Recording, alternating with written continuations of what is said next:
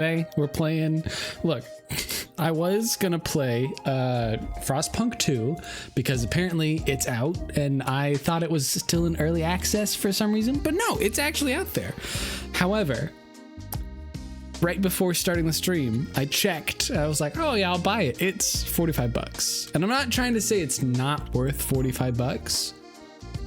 I just don't want to spend it right now. So instead, we're doing my plan B. We're playing the most high octane, intense game made in 2007. It's RuneScape. You might know this. Maybe you don't, but this is a MMO made in 2007 that was around, died, and then has come back within the last whoever many years, and I'm gonna be playing it a little bit. Today we're gonna be trapped in this room and literally just chilling out and talking while I smith swords for giants like this guy. You can't tell, but with this amount of polygons and is this tall, this guy's a giant. Yeah. So first we get a little sword. He says, hey, can you make a narrow light sword? I'm like, I gotcha, boss. So I go over here and I pick the things that say narrow and light. Like I'll pick this one for the blade. I'll pick this one for the tip. I'll pick this one and I'll say, great, easy peasy. I now have crippling brain damage. What happened? How's it going, cool dude? It's cool guy. How's it been? How's it been? And then we fill up a friggin' crucible with molten metal, and then we friggin' pour it into the mold we just made. Oh, whoopsie. I forgot I still have this. What did I grab? I think I need one more of this. No, I think I need one more of this. You know, we're gonna call it good enough. Missed stream, so I thought I caught this one. Heck yeah, how's it going, Constant? Why, hello. Today, we're doing, like, and I'm supposed to stream at 6 o'clock, but it is 5:25, and I was excited to stream. So today, I'm excited to stream like 3.5 hours of us being trapped in this cave. Are you guys down with that? We're just gonna be chilling and I'm gonna be making swords. I take this big ol' sword and I hit it with a big ol' hammer until it gets to the yellow part. And then I put it in the yellow part and then we grind it down. W cave time. You gotta have some time in the cave, you know? Everybody tells you to touch grass. No one tells you to go in the caves. You gotta yearn for those, you know? And no one tells you that. You gotta yearn and you gotta really just enjoy the Minecraft lava. There could be diamonds anywhere around here, you know? There could be diamonds anywhere. I have zero clue what this game is, but I'm willing to hear this out. This is an MMO, and I'm not trying to make this creepy in any way, but this is an MMO you can play with one hand. And I'm not saying that's creepy or anything. I'm just saying that because literally the only thing that the keyboard does is to type. That's the only thing the keyboard does. You play the whole game with the mouse. You attack, you interact, you can only do things with the mouse. The keyboard is literally just to say hi and yell at other people around you.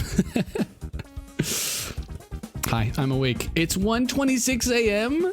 It's mosquito time, Gatorade. How's it been, huh? I feel like we should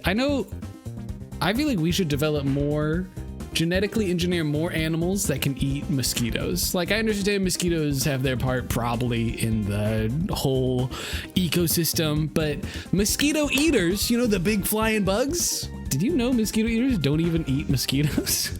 Did you know that's just a lie? They go by a bunch of names. I think some people call them hawk wasps, but they're like not even wasps either. They have such misleading names. I don't know how they gained this much notoriety and false names, but not it. Been good? Good. Heck yeah, dude. I've been good. I've been, I don't know if I told you guys last time, but I passed my FE exam, which is like this engineering exam you needed to do. So I passed that, and now I got to study for the PE exam, not physical education. I wish I could do the fitness gram pacer test, but instead I gotta study some more and then study circuits and friggin' electronics and then say that I can do them, and they'll be like, prove, and I'll do it, and they'll go like, okay, good job. Hawk wasps sound terrifying. That's the thing. They sound terrifying, but I don't think they are, right? I think they're just like mosquito eaters. Here, I'll look it up in a second. I can look it up right now. Also, we're listening to the Rhythm Heaven Fever OST. If I look up hawk wasp, okay, no, this is something completely different. This is a tarantula hawk. Okay, this is not what I was expecting. Okay, this isn't it. This isn't it at all. What's a mosquito eater? Mosquito eater. This, what is this then? This has a bunch of names. A crane fly? This doesn't look like anything. I mean, I guess it's a fly, but like, that, you call it a crane fly? I mean, that's much better than hawk wasp. I don't know where my brain got that from, but these things are huge. Here, like, look how big these things are, and they can't eat mosquitoes, and instead they fly around your house like big old spiders. They can't hurt you, but oh boy, can they unnerve you. For sure. Except for your sleep. Literally everything else is great. I just can't sleep. Oof. It's rough. I've started doing this thing that's really helped me. Okay. That music can be skipped. I've started doing this thing to get to sleep that's really helped me, and it sounds really simple and really dumb, but like it works. I pick a 4-letter word like noun or Jedi or friggin' play. Just pick any 4-letter word and then start with the first letter of that word, P, and then literally think of all the words that you can that think with P. Like, try to get all of them, because eventually you're gonna be like, I feel stupid because I know that there's a lot more words that start with P, but like, I think I've done them all and I can't think of any more. You do that, and then after you've exhausted P as much as you can, then go to L. So you go from the first letter, then to the next letter, and it's just like, it distracts your brain, and eventually, if you don't get distracted from being distracted, you end up falling asleep. At least I do. How's it going, Blade Master? How's it been?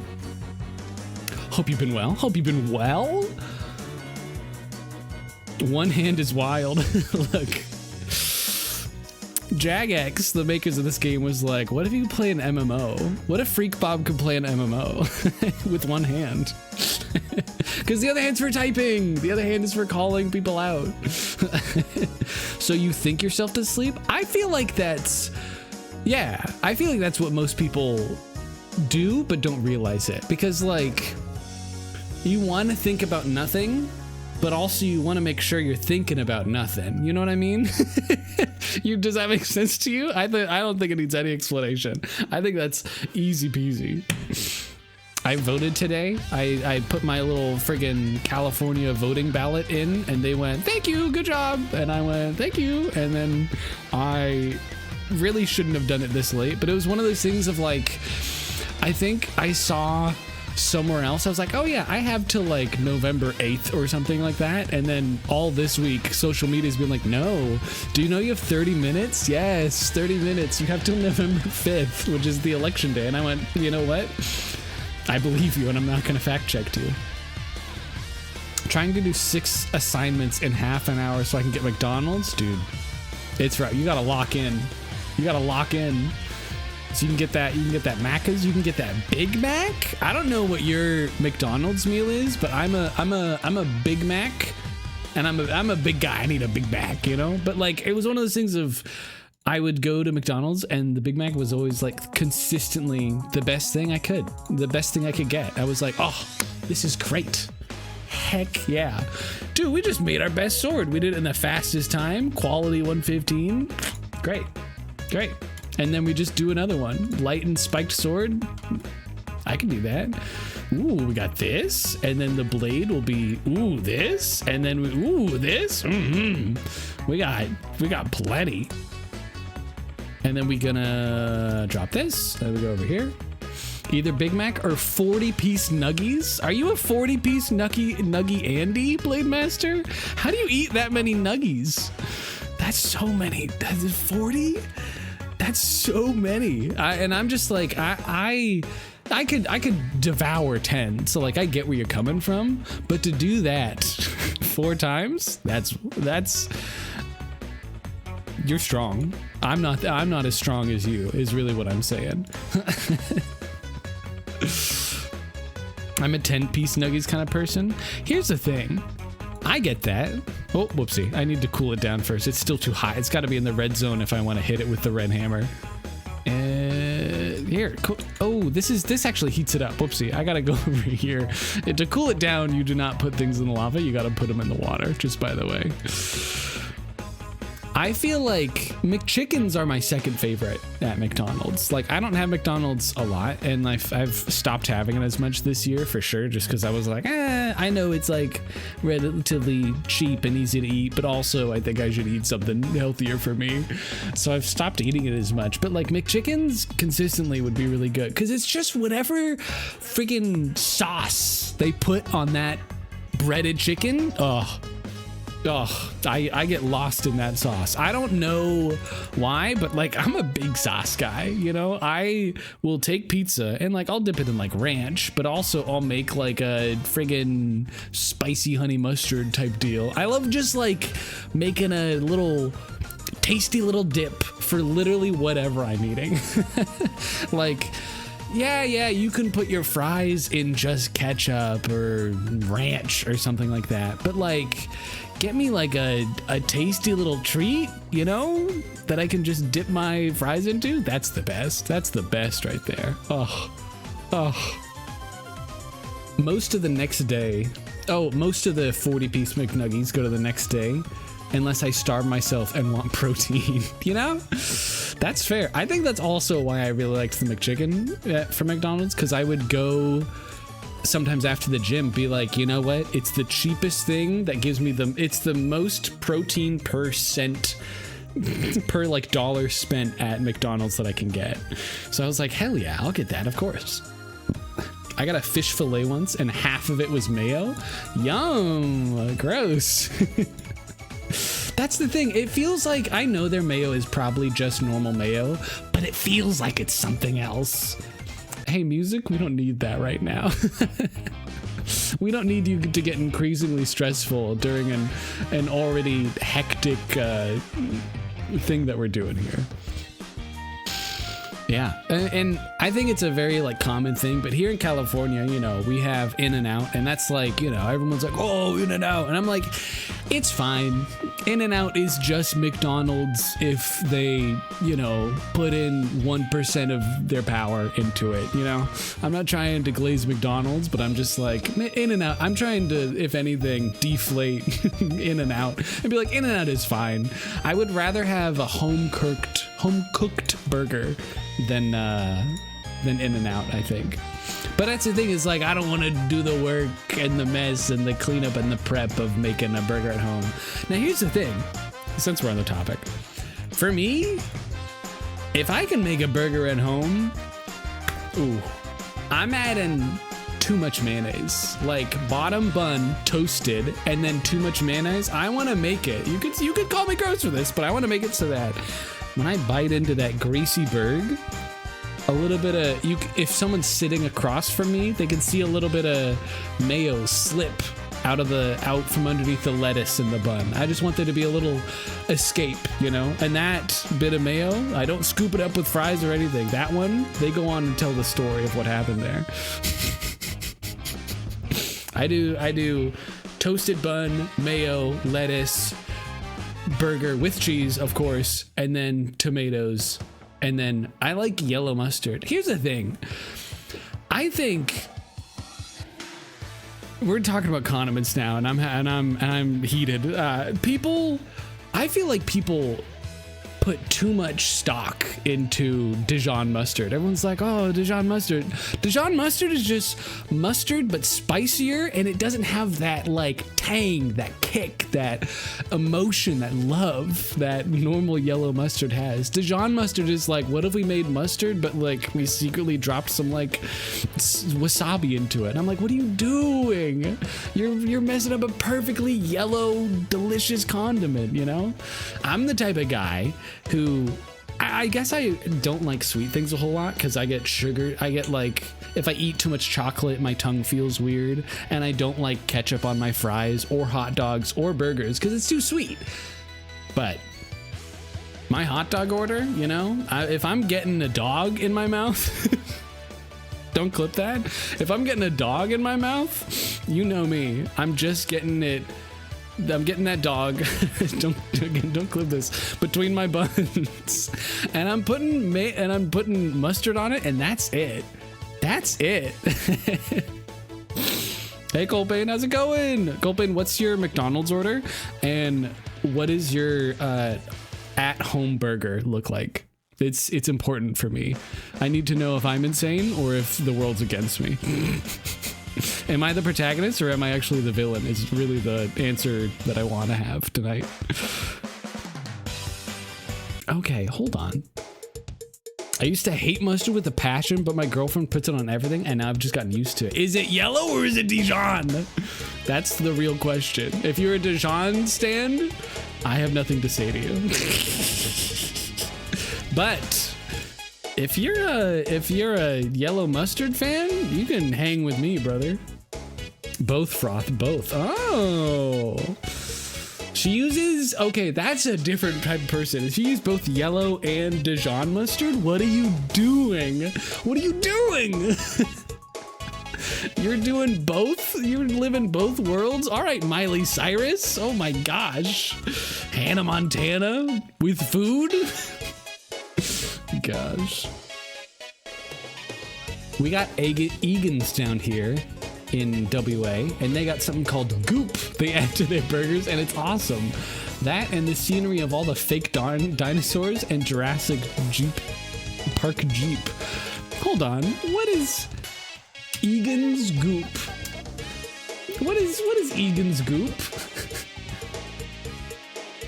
Egan's Goop, the Goop sauce burger recipe. What is Goop made out of? Goop or tartar sauce? Egan's Big Tom. Olympia.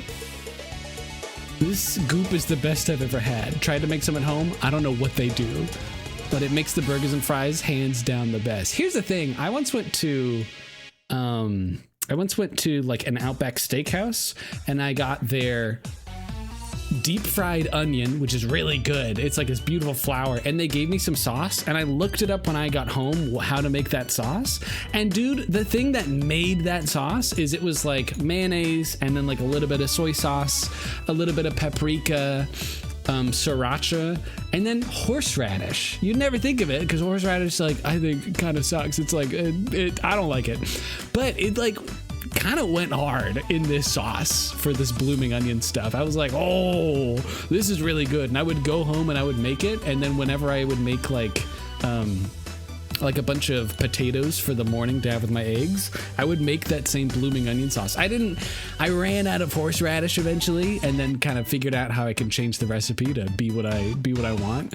But just like sometimes horseradish is like a weird secret ingredient. Also, who came up with the name horseradish? Who was like, you know what? I'm looking at this plant and I'm looking at this animal. Let's name it this. Is it from a radish that looks like a horse? I don't even know, dude.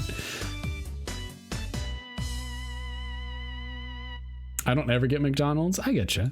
But my home burger is buns, barbecue sauce instead of mayo, lettuce, pickles, ketchup, and mustard with a juicy beef patty. Ooh, a juicy beef patty. You don't like a dry patty? You don't want a dry patty? No, I get you. I'm just being mean. What's your favorite pizza though? Now that's the thing. I'm a pizza lover through and through. I'm surprised I don't have like a pizza tattoo, which now I got to think about that. What type of pizza would I get if I got a pizza tattoo? Fantastic question. I can't answer that right now. But because I really like all pizza. I love Hawaiian pizza. Just some good cheese is good. I feel like sometimes people take it too seriously and I try not to do that because I'm just like, I don't know, dude, you can throw whatever you want on pizza. When I went to Japan in 2018, I had pizza with like honey on it, and it was so good. It was so good. I was like, this is so weird, but it is like sweet and like savory, and it's like great. And I need to try to figure out how to do more of that. I think corn on pizza is really good too. I think if you put mayonnaise on pizza, I'm gonna look at you strange, but like I'll share a bite with you for sure. But I'm just like, I don't know, dude. The sauce is so good. Oh yeah, the goop. Not gonna lie, leftover refrigerated pizza is better than fresh. It's okay. Hold on. We gotta have a deeper conversation here. Refrigerated pizza versus microwaved pizza. This is the next day, right? Like hot pizza, everyone loves. Yeah. Oh, this is the wrong thing. I don't need the hammer. I need the grinder. Like refrigerated pizza is still cold. To me, tastes great. It's a vibe, but also cold pizza that then you put in the microwave and you microwave it and all of it gets hot. I love that. But also, and you can call me a freak in the sheets for this, I love a cold pizza that you put in the microwave and you stop halfway through it being done. That way you get a little bit of the cold and a little bit of the hot and melty. It's just in like weird corners, and it's like an exploration for my mouth to enjoy the pizza. You know, I get different neighborhoods of flavor, and you know, this HOA, I support it. Hydrate. Ah, thank you. I had a whole soda before stream, so does that count? I guess not. Pineapple on pizza is okay. I think that people are afraid of having sweet pizza.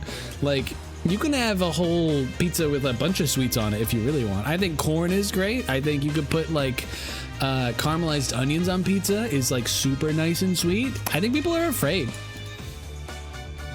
And I don't shame them for being afraid. I just want people to be brave in their culinary adventure, even if it's, you know, one of the most loved foods I'm gonna see on earth, and don't fact check me.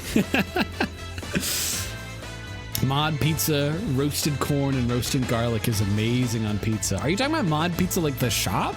Or are you talking about how this is how you modify your pizza? Or are you asking the mods for a pizza? Even better. Hey mods, ban this guy. Hey mods, give me a pizza. I just don't like warm fruit really. Hold on. Have you ever tried to microwave an apple? If you haven't, good, because I haven't done that either, and I don't know what that would be like. I don't think you should try it. I don't know what hot apple is like. No, not that I don't know what hot apple is like. I've had apple pie right out of the oven. Now, here's the thing. I love apples cold, and I love apples room temperature, but I don't like apples cooked. You know what I mean? Like the minute I have an apple pie that's been baked, or like, what is it called? It's something you do in one of the big pots. It's like once you have a bunch of like hot fruit that you've baked into like a big old delicious thing, the texture has changed, you know? I don't want that anymore. Peach cobbler, yes, exactly. Like peach cobbler. I think other people can enjoy it because I don't like what it does to the texture. And for the longest time, that was the same for like carrots for me too. I love carrots raw. I would, I'm not gonna say I would raw dog a carrot, but I do love carrots. Now, I'm not talking baby carrots. I'm talking about like you pull it up out of the dang earth, out of the terra firma, and then you rinse it off a little bit in the sink and then you eat it. I mean, you should rinse it off more so you don't eat dirt. But just like that's my ideal carrot right there. But then some people, like, you know, people get baby carrots and they steam them and it just changes it. I understand it kind of makes it sweeter, but also it makes it gross texture wise. And I don't feel like I'm a huge texture sensitive person, but that goes too far. That goes too far. I think you've hurt me with that. Have you ever had pineapple cake though? Ooh, no, what's that? I made apple cider and an apple cinnamon cake from scratch. Ooh, apple cider sounds rad. Apple cake? Sure. Hot apple cinnamon crumble cake is fire. You have too many words in there. I'm not trying to say, I know I was just talking about don't stunt yourself in your culinary exploration, but also that's too many words. Too bad I'm not reading them. There we go. We got this, and then we'll get one of these. Oh, hold on.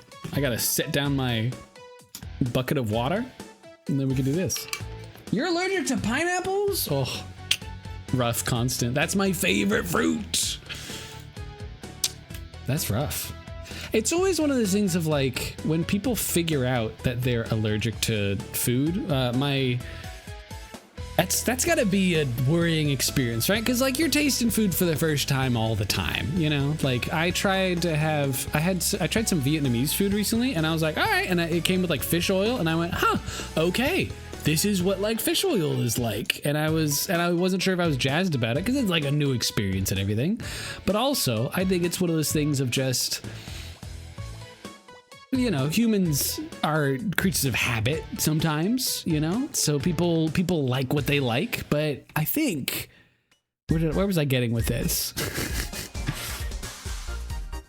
Apple crumble cake condensed. I forgot my train of thought, but it was something about like, I feel like people don't like what they have first, but like you just gotta try it again, you know? There actually, at one point was a study done, I think. Don't quote me on this, but I think there was a study done at one point where when you have a plate of food and you are trying different types, or like, I think it's better for drinks. If you're trying different types of drinks, let's say like orange juice and like root beer or whatever, if you've just drank orange juice, you should not go. You can drink the root beer, but you need to have a second sip because your first sip, you still got the orange juice on your taste buds. If you want a good test, you have your little orange juice, and then someone goes, hey, you want to buy root beer? And you go, yes, I'm going to take 2 sips just so you prepare them emotionally for what's about to happen. And then you take a sip and you taste it. You're like, yeah, that's root beer. But then you take another sip, and then you still taste root beer. Follow me for more financial tips. That's like a real thing that I do though. When I get someone's drink, if like they've offered it, like me and my girlfriend go out to a bar and we buy different drinks, and I'm like, ooh, try mine, and she gives me hers. I'm a 2 sipper, so I can taste it without being influenced by my first drink, you know, by what I had just sipped, but I'm not predisposed to it. And I think the same thing for food. You just got to try it twice is really what I'm saying here. And this is less a message at you and more at me. I got to try the Vietnamese place again and try the fish oil and just, you know, enjoy it. I had pineapple for the first time and I was like, wow, it's so tingly. It's so cool. Oh, my throat is closing. Yeah, I kind of started talking about it, of like how people discover that they're allergic to food can be super scary, right? But my coworker has a kid who's like 2 years old, and they just learned he's allergic to shrimp. And I'm like, that's gotta suck. Well, like, thankfully, I feel like shrimp is pretty avoidable. It's not like soy or anything like that. But I'm like, oh my gosh, can you imagine being allergic to something like water? I mean, I guess you can't be, but like, he's just a kid, and I guess they tried some shrimp, and he's like, uh-oh. Especially like if you're a kid and you discover you're allergic to something and you don't know what it's supposed to be like, or what other people react to it. I don't know. It's being alive. What a mystery, huh? Cinnamon is apparently a natural laxative. Oh, really? Then what were we doing with this cinnamon challenge? Everyone was just trying to poop good, huh?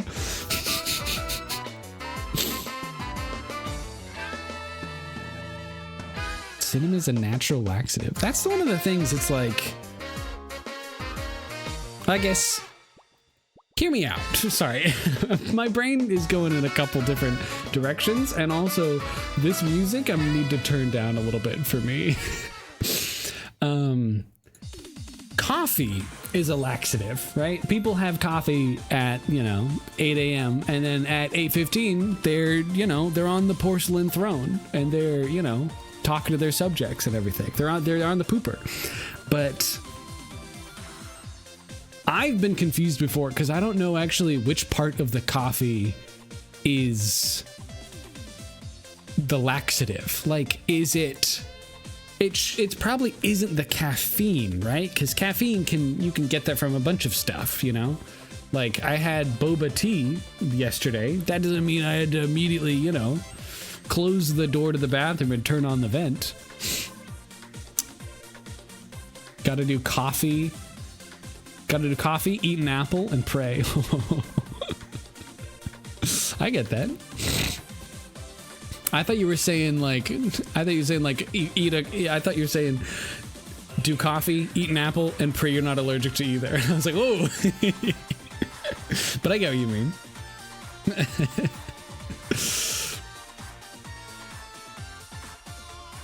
It sucks more in your initially like the food that you're allergic to, and then you realize you're allergic, because I do like pineapple and I shouldn't be having it.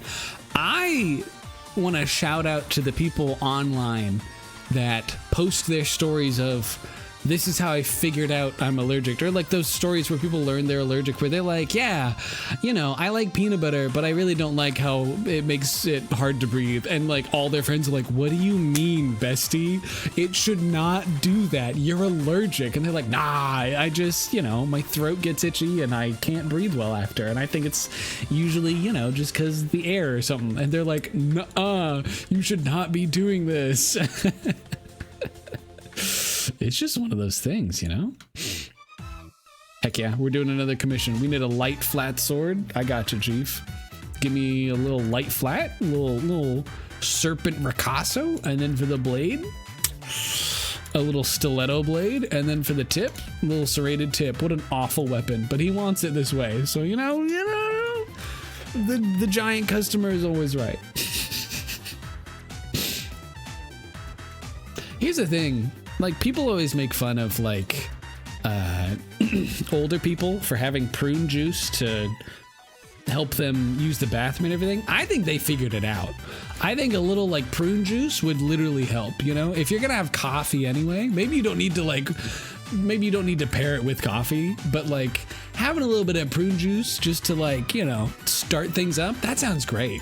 And honestly, maybe this is more of I'm really... more than anything calling myself out, I should have more fiber.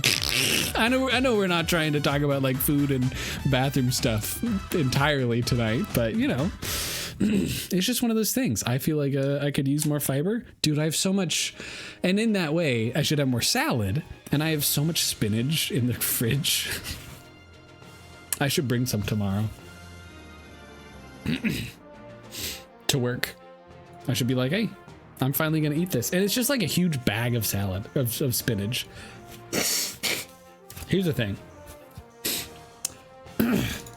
I kind of grew up in a house where like a bag of spinach was dinner's salad. Like we're like, hey, if you have firsts of the food and you want to have more, you need to have salad before you have seconds. And salads, you know, could have been like iceberg lettuce, but usually it was like spinach and a couple other things. And we sometimes had ranch, and sometimes we had like balsamic vinaigrette or like other stuff. Sorry. And I figured out that I enjoy ranch. I think ranch is great. I think it's made of like mayonnaise or something. I don't actually know what ranch is made out of, but like it tastes good. Except like sometimes we wouldn't have it, or like sometimes you would put too much on your salad and then you're like, well, friggin' now it's more of a soup with greens in it more than a salad with ranch dressing on it. So it's just one of those things. That is so funny. Petite Kinship, best viewers on Stream Boo, remove the space. That's so funny. You didn't even do the actual work that you needed to do that. That's so funny. Goodbye forever. You put it into ChatGPT and then kept the prompt in the copy and paste. That's so funny. Rip.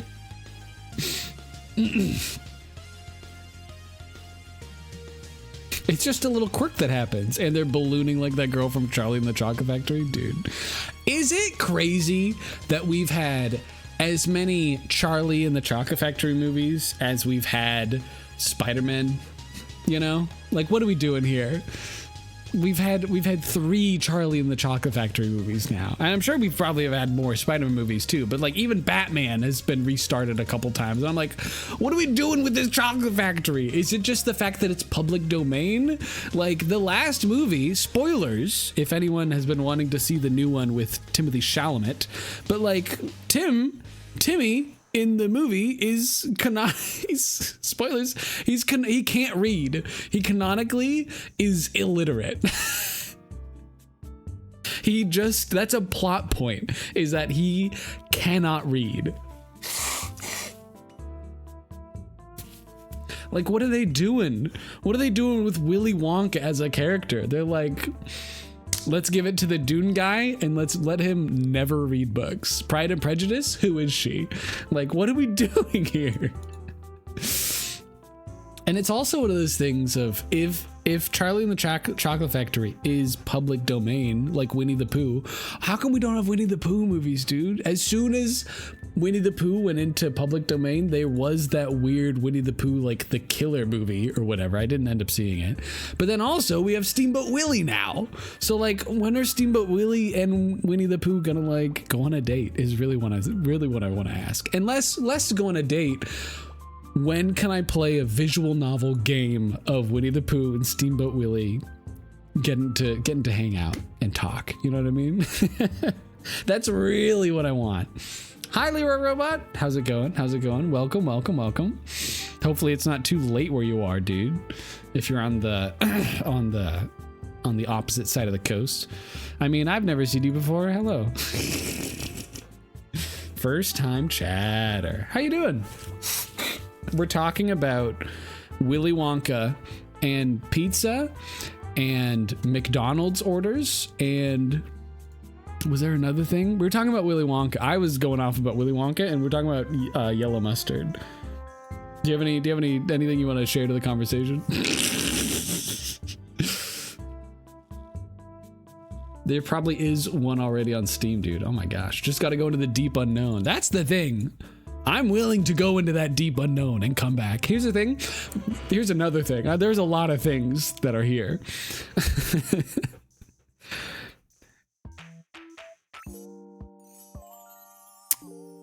No, I don't even want to. No, never mind. I'm sure it's somewhere deep in Steam. I'm just gonna say that I don't want to go into Steam on stream. I think I have some settings that are not very stream friendly right now. What is this game? This game is called RuneScape.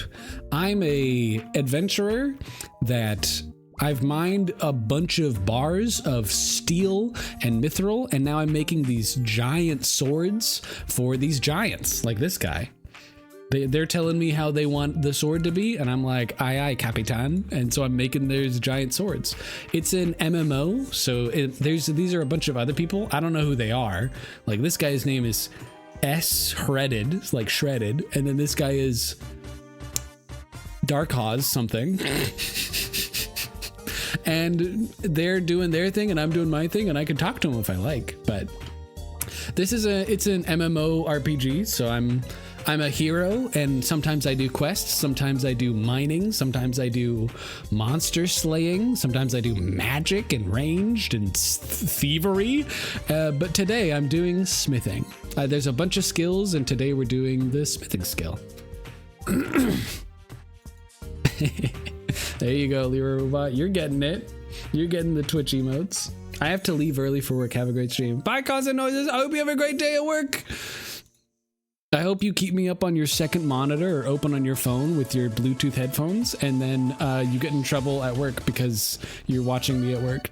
No, not actually. I hope that doesn't happen. Close me if you're going to work, you know? Another good MMO is Titans of Time. Ooh. What is Titans of Time? So I finished up this sword, and now I'm going to give it to this guy. I'm going to hand it in, and he's like, that's a good sword. Let me see. And it says that I completed this in 8 minutes, and the quality is okay. And I get some XP, and I get 16,000 coins, which is great. That's good for me.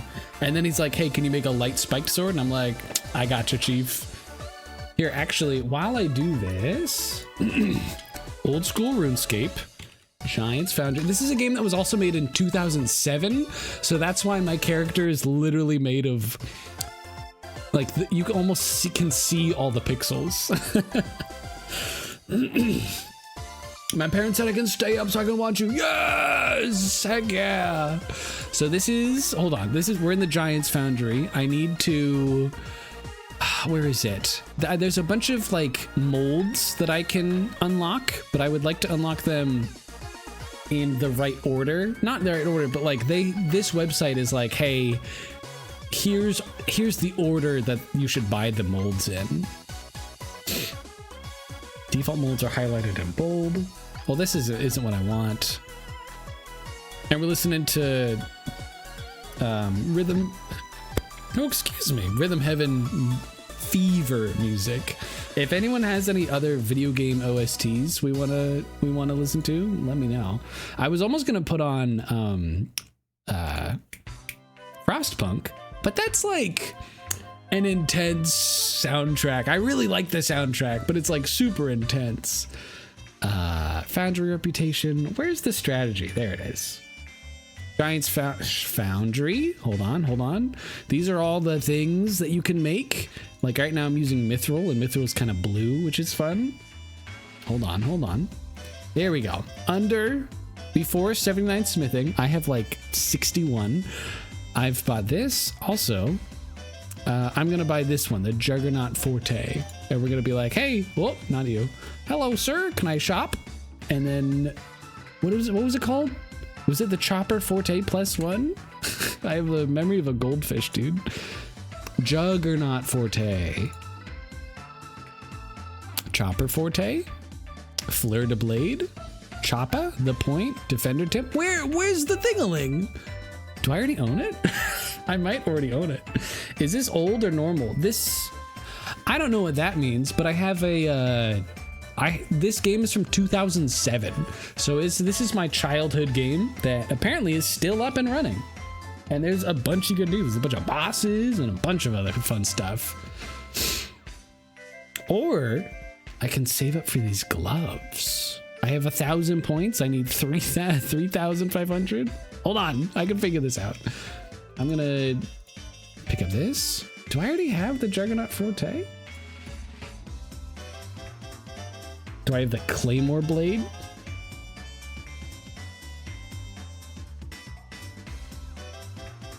Defender Base?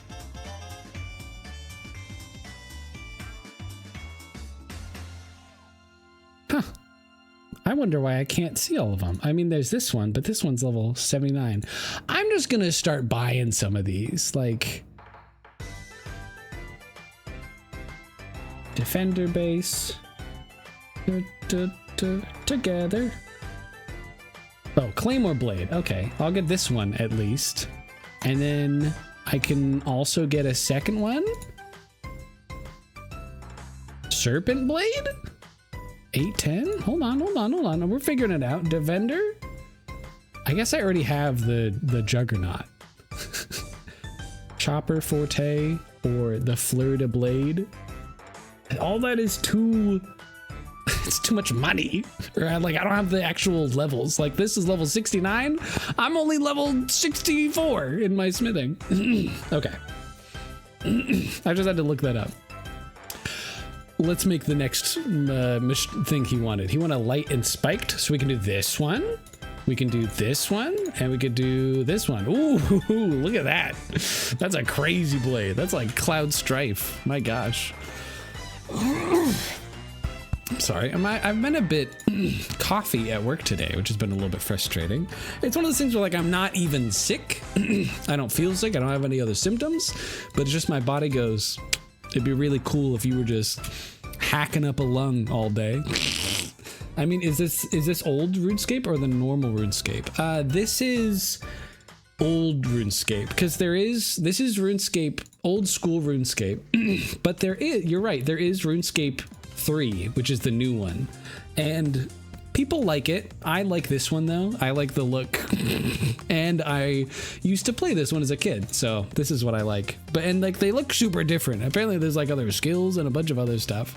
And we're taking our sword and we're trying to keep it hot here in the red zone, and then we're smacking it with this giant hammer.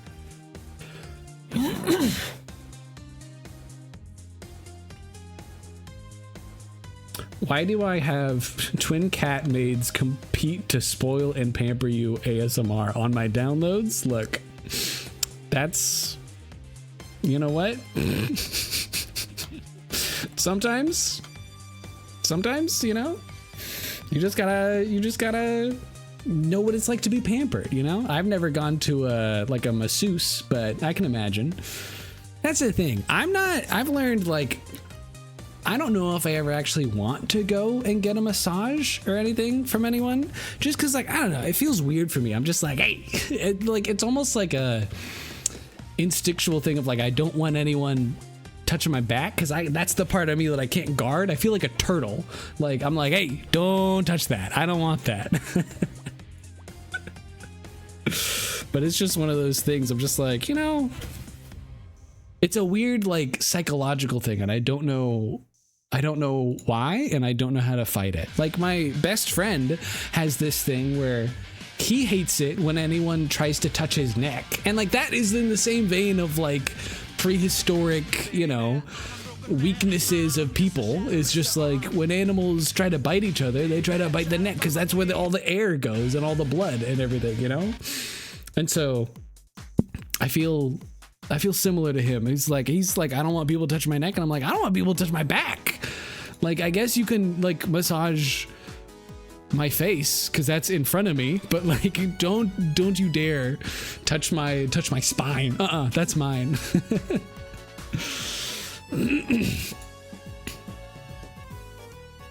Which world are you on or whatever? Do you play RuneScape, Leroy Robot? Do you know what this is? But I'm in world 323. No, you just got it. Oh, are you on Tutorial Island? It is. The game is free to play. There is a free to play game, and you don't get all these skills, but you can pay for more. You can pay so that you can see the whole world and go and do other things. But it's still like a fun game. I'll join you in making you some bronze armor. I can teach you how to make some bronze armor after you beat the tutorial, if you're playing it. Hold on, Leroy Robot. You said that your parents said that you can stay up a little bit to watch me, and now you're downloading a whole game? Oh my gosh. We'll get you some armor though, for sure.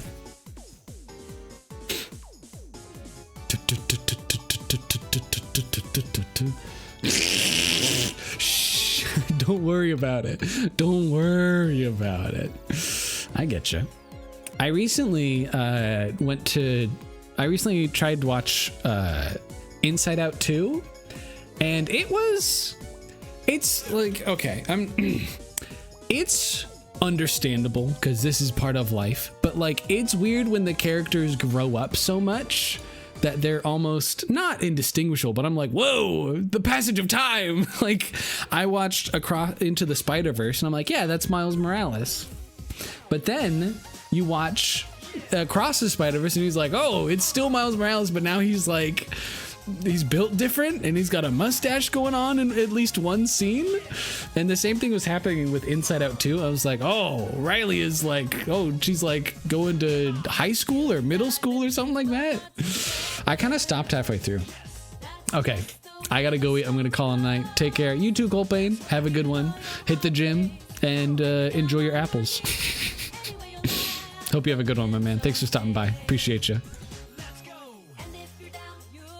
Why do I need a members account to log in? You don't need a members account to log in, because you can play for free if you play on a free-to-play world. Right now, I'm not on a free-to-play world, but I could join you and help you out on a free-to-play world. The free-to-play worlds are silver. You see all these gold stars? If we go like here, all of these silver stars are free-to-play. I'm not trying to convert you, Leroy Robot, into being a RuneScaper. I don't even know what that means, but it's just a fun game that I played as a kid because I could go to the mines like I yearned for. I could friggin' mine the copper and the tin and then smelt them myself to make bronze, and then use a hammer to turn that into armor. And I could do all of that myself, and I can make weapons. You know, I can cut down the tree, turn that into a bow, string that bow, make arrows, and then shoot an animal with those arrows, or monsters, shoot monsters with that. And I was just like, I could do everything myself, and that was always cool. I yearned for the mines. I'm gonna go eat halal Japanese food. Heck yeah. Come back home, gym, shower, sleep. Dude, that's rad. You're gonna be doing great. At first I was like, you're doing that when it's so dark outside, but I forgot. Daylight savings. Daylight savings makes it so like at 4 p.m. it feels like 9. Vampires go crazy for daylight savings. This is our best sword we've made yet. Quality 119, best completed in 11 minutes. Heck yeah. You should play Gerudo Town. Okay, yeah. I'm down. I'm up for some what is it? Breath of the Wild music. Wild breathing. Breath of the Wild soundtrack.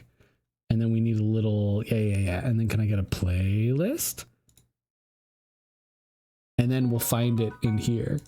That's just the item noise. That's not a song. Breath of the Wild playlist soundtrack. Field, battle music, shrine, writing, temple of time.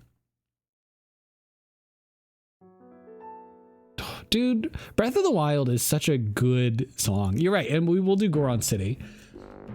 But just like, I played the new one. What is it? Something Tears? Ancient Tears? Sacred Tears. Tears of the Ancients. Breath of the ancient tear breathing. Ancient Tears of the Kingdom. Thank you. I played Tears of the Kingdom and I was like, it's a good game, but also, oh, level 65. Heck yeah. Hear me out before we do this. I'm level 65 in smithing. Once I get to level 66, once I get to 70, I can start smithing green bars, which is adamantium. And then 85, I get to do rune light.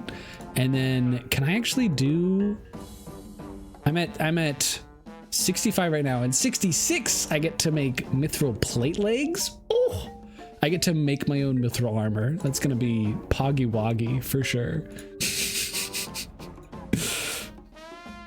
Yeah, for Tears of the Kingdom, I enjoyed it.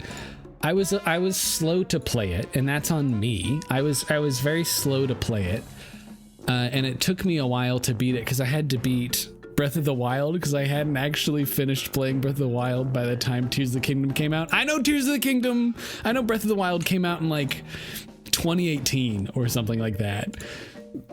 And that I've been playing it for a long time, but it was just one of those things of just, I would play it every now and then. I need to like fix up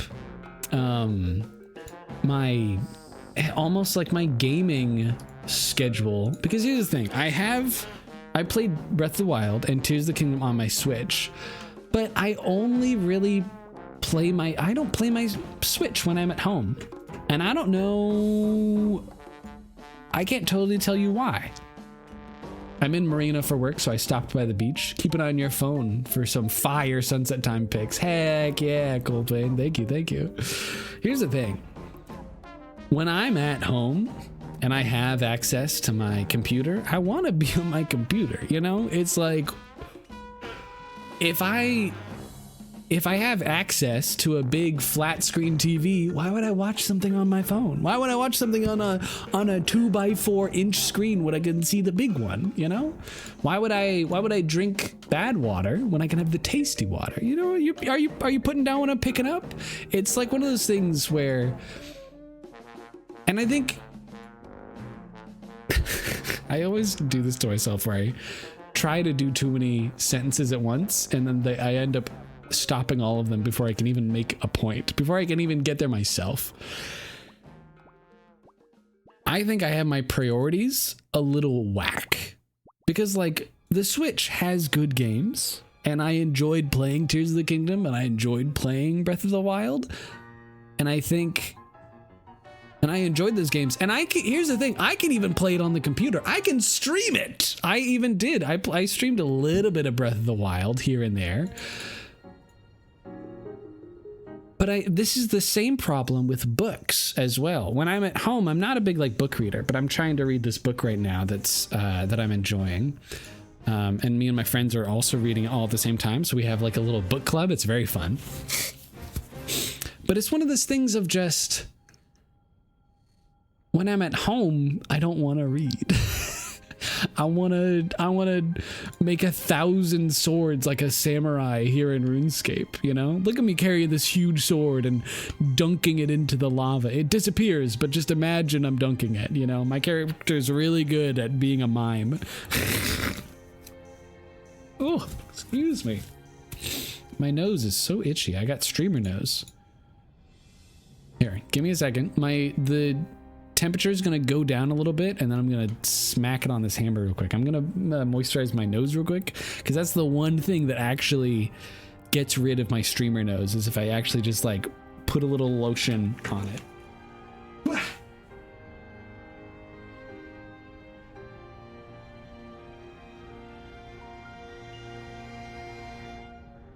There we go. I got lotion on my fingy. Little bit of moisturizer. Hardly know her. There we go. Ooh. And it's one of those things where I've been streaming for a couple of years, and I didn't know that anyone else got this, but I finally Googled it, and other people were like, hey, does anyone's nose get very tip of your nose get extremely itchy when you stream? And I think it's because when you're talking, you're doing a lot of vibrations to your body. You know, there's a lot of vibrations happening, and somehow that's tickling your nose hairs, not enough to make you sneeze, but enough to make you, feel like a dog with peanut butter on your nose. You're just like, rah, rah, rah. You just want to get it off. And I have no scientific backing of that, but I finally this year looked up if anyone else ever gets what I call streamer nose, of just an itchy nose. And someone was like, yeah, and you just put a little moisturizer on it, because apparently the nose is dry, and I guess that makes it itchy, which doesn't make sense. Make it make sense, Arkansas. And I'm just like, okay. And the worst part is that it doesn't make sense as to why it works, but it works. Since I just put that on, the itching is so much less. What do you mean I got a dry nose? I'm not sniffing up dust every day. I'm not going to the sand and going into the dang particles. Why does a dry nose get itchy, huh? There's no mosquito living in there. I played Breath of the Wild so much when I was younger. The game is heat. Oh yeah? Is it one of your all-time favorite, Leroy Robot? He is a wizard. He's making the sword disappear and reappear. and I this is me studying the blade. While you breathed on the kingdom, I studied the blade. Favorite game? Heck yeah. Have you ever tried any of the other ones, Leroy Robot? Have you tried Twilight Princess? That's a very good game. Or even they have the new one, which is Echoes of Wisdom, where you actually get to play as Zelda instead of Link. Only Tears of the Kingdom and Breath of the Wild? I getcha. I would recommend it. I don't know how you would get access to playing it, because I don't know if you have a Wii. Do you have a Wii or a Nintendo DS? Because if you do, the Nintendo DS, you could play, it's not Four Swords, but Link to the Past. Here, I'll give you the spiel in a minute. Let me finish up this sword. You had a DS? What do you mean you had? You got rid of it? You threw it into the sidewalk? What happened? I still got my DS somewhere. I'm handing in the sword, my blade. Ooh, that's the fastest I've done it at the best quality. You'll love to see it. And now he's make a light flat sword. I got you, Chief. Light and flat, just like a feather. Light. And then light and flat. And then light. Yeah. Oh, this one we need light and flat like there. There we go. Crazy. What a ridiculous sword. Hear me out. Let me show you. Because the Nintendo DS, it had Link to the Past. Link to the Past, it was one that like, it was kind of simple. You know, it was kind of pixel. It was kind of old school. Look, you're walking around. I think they remade this one kind of recently. Yeah, I think they made Link's Awakening, which is like the new Link to the Past. But Link to the Past, you gotta go here. Give me a map. There we go. Here's the map, right? Here's the dang map of the whole world. You start like here, and you gotta go around to like there's the castle over here. There's an evil thing over here. There's an evil thing over here. There's a witch that lives there. I'm spoiling it for you. There's a thing there and there, and you gotta figure out how to get there. And you get like the boomerang and the grapple hook and like cool bombs, and you get like sprinting shoes. And here's the thing. Because it's called Link to the Past, you can travel in time.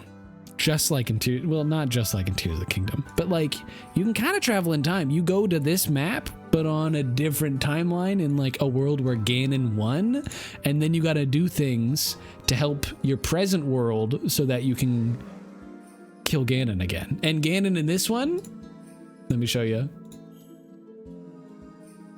He's a big blue pig. He's just a blue pig. He's not the red-haired guy. He's just a big old pig. Which I think was what Ganon used to be, you know? And then they turned Ganondorf. Maybe Ganon and Ganondorf are two different people. And then they turned him into this, you know? Which I love this Ganondorf. He's great. Have you seen the like the Smash Bros here, let me look this up real quick. Like montages of people being really good with Ganondorf. Ganondorf in Smash is not great because he doesn't have a whole lot of jumps. But hear me out.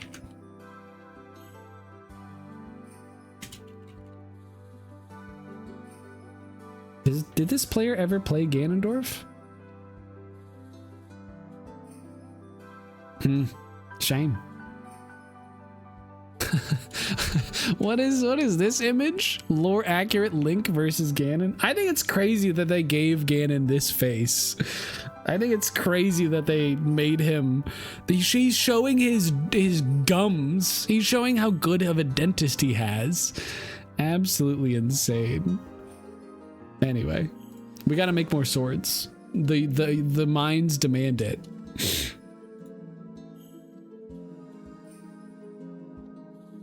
Some girl got mad at me in my neighborhood a few years back and threw it into the street, and it got hit by a car. Oh, that's rough. That's rough, you know?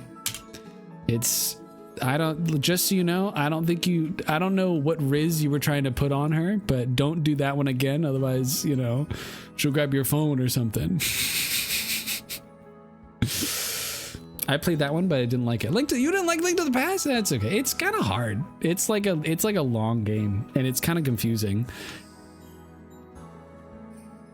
There we go. We're gonna get some of this. This music is Zora's Domain from Breath of the Wild, but it sounds like Christmas music. I do not need Christmas music. I'm going to friggin' Shrine Battle. Nope, never mind. How come there? Yeah, I'll do riding our horse in Breath of the Wild. Leroy Robot, do you know why? Leroy Jenkins, do you know why in Tears of the Kingdom how come they don't talk about Guardians at all? Like, are they two different timelines? Because it's the same map, but they don't talk about Guardians, and they don't talk about like the structures from the first game. You know, the towers you would have to climb? Nobody ever like mentions those anymore. Did everybody get like brainwashed? Do people not want to talk about Breath of the Wild, a good game? Do you know the lore reason? Because I do not.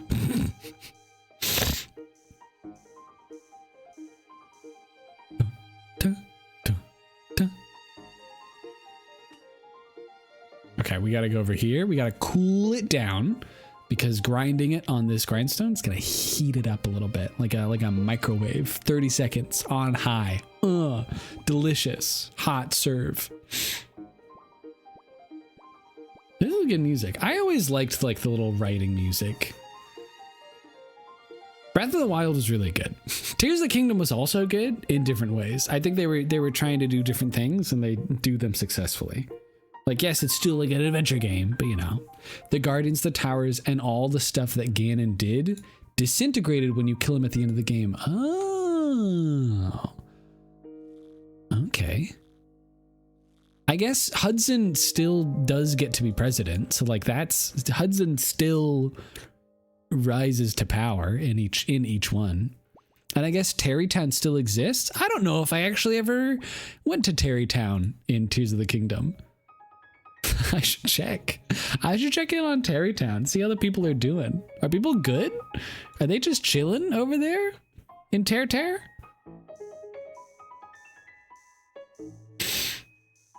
I was a little bit sad that the Guardians didn't return in the new Tears of the Kingdom game. I understand maybe with our new powers, they're a little bit like easier to beat. And maybe it's not because of that. It's probably because story and things. But oh, the fear that I would get in my heart when I'm like gliding along all happy and then suddenly you just see these blue dots dance on your body, hearing this thing go and you're like, oh no, I'm about to be shot. You're just like, oh no. It's crazy, dude. They did really good at that first game. Just the tension, you know? All 10 of those shuns, they were really good with it.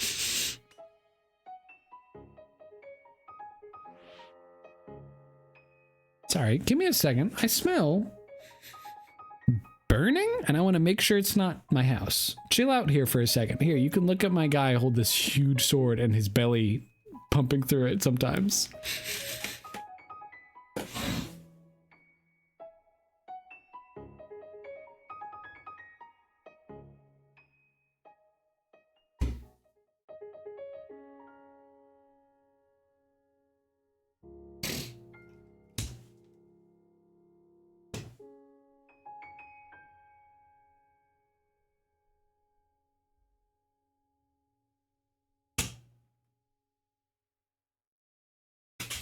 Okay, I think it's just someone outside having a barbecue. You're blue now? Dabba dee dabba die. I don't know if you get that reference, but that's a classic. People go crazy for it. Now you're green? Oh my gosh. He's a chameleon. You can't stop him. What color will he be next? Can he be yellow? I could be blue, I could be green, I could be violet sky, I could be awful, I could be purple, I could be anything you like. Are you doing that song by Mika? Dude, that song got really popular last year on TikTok or something like that. And I was such a hipster. I was like, that song is by Mika. I know that song. My dad used to love Mika and we would always work on the weekends on like the house and he would listen to those songs and they were great. Now I'm hot pink. Okay. All right. I see you. Leo Robot, do you have a favorite color? And if so, why isn't it yellow? Look at my hat. Do you see this? You see this hat? Huh? Huh? Look! Now I'm yellow-green. That's like that one looks like kind of like a lime, or I want to say like the inside of an avocado. Like a fresh avocado. This is the closest I can get. Oh, do you have like a lime yellow that you enjoy? Not lime, but like yellow. There's not a yellow? I'm talking about like this yellow. Here. You want to see yellow? Hold on. So I really enjoy yellow. Yellow is my favorite color. Yellow and red, it kind of depends. And like there's some good greens, but the green is my favorite. But I really like yellow. Let me show you what I can do. Look. Literally today I was wearing these yellow socks. Pretty good, right? And then yesterday I was wearing this mustard yellow hoodie, and then, oh boy, oh boy.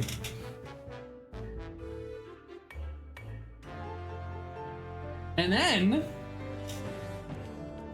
I got this Shrek shirt, but it's not yellow, so it doesn't count. I just thought it'd be funny.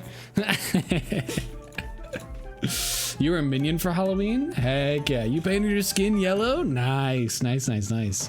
How many minion movies are there right now? Are there 4? Because there's the new one, right? Despicable Me 4, and like Pharrell sings in it, and he's like, "Is the thrill of the double alive? Who will Gru be today? That's the question." It was 5? Oh my gosh.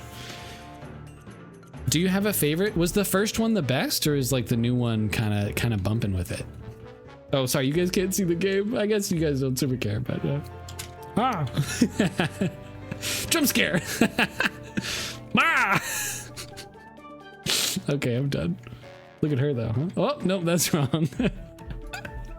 Okay, we hand in and he goes, "Good job. Here's $18,000." And I go, "Thank you." And we do another one, heavy and flat. Now here's the thing. You might be like, Froth, this is riveting content and all, but when are we gonna be done? Fantastic question. I am not sure, because I'm not sure. Here, let me just buy the rest of these because I have the money for it. Here's the thing, right?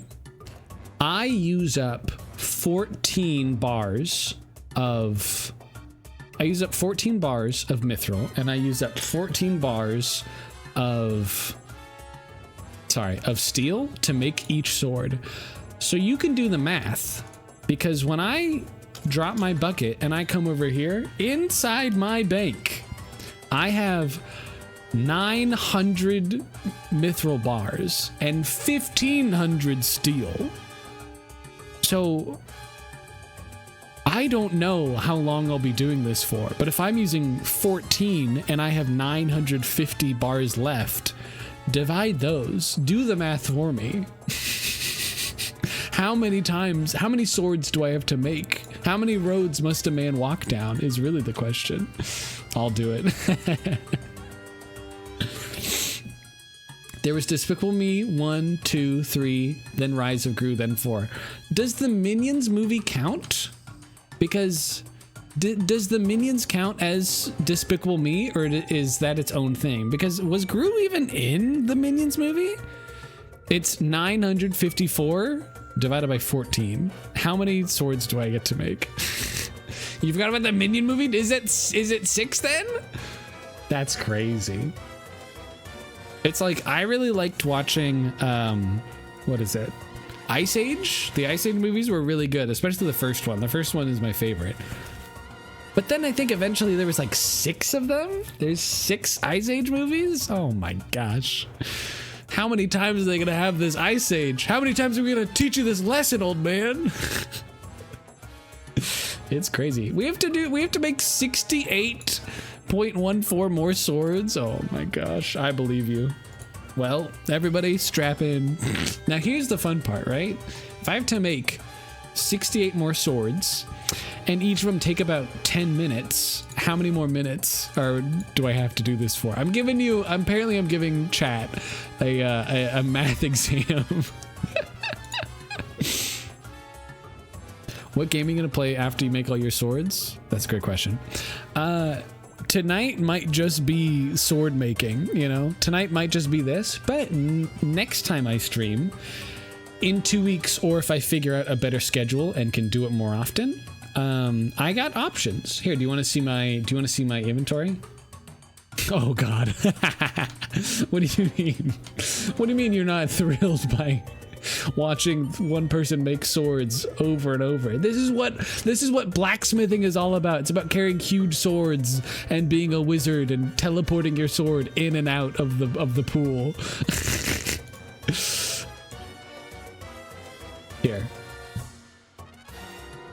Here, after I grind this down, I'll start heating it up in the pool, and then I'll show you my games library. Maybe you can suggest something to me, because I want to play the new Frostpunk game, but it's not on sale right now. But also, it's a good game, and I would like to support them. So here you are. If I go to library, and I go by not games to play together, but just like my games. Look, we got Subnautica Below Zero. My girlfriend's playing that, and I was playing. Me and my girlfriend were playing that. It's very fun. Hey, dunk it in the lava.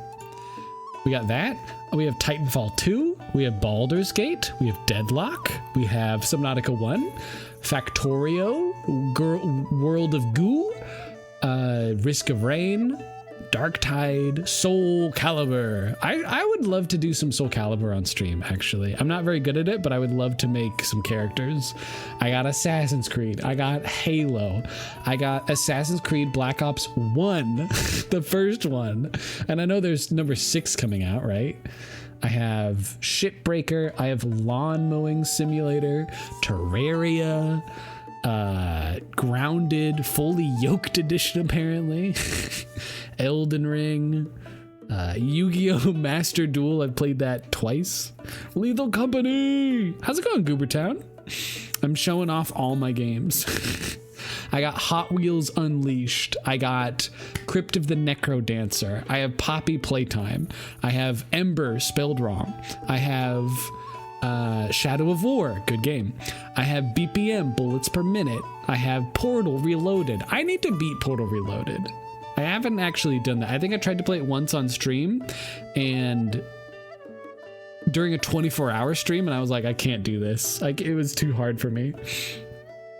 7 Days to Die, Crab Game, Balloons Tower Defense 6, Valheim, Inscription. Inscription is a great game. I don't care what else you have. We're doing Lethal Company, sure. But what about Shadow of Mordor? But what about Eternal Return? I don't know how that got on there. Well, I remember dude trying to play it. I have since not played it in a long time. That's the only thing there I could defend. Cube World. Okay, and this one I can defend. It's Hatafoy Boyfriend. You get to date a bird, all right?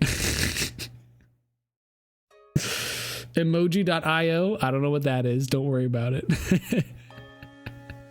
I feel like I have to defend some of these. Like, which ones are defendable? Which ones do I gotta be like, yeah, don't worry about it? Fishing Planet, Car Mechanic Simulator 2015, Choice Chamber.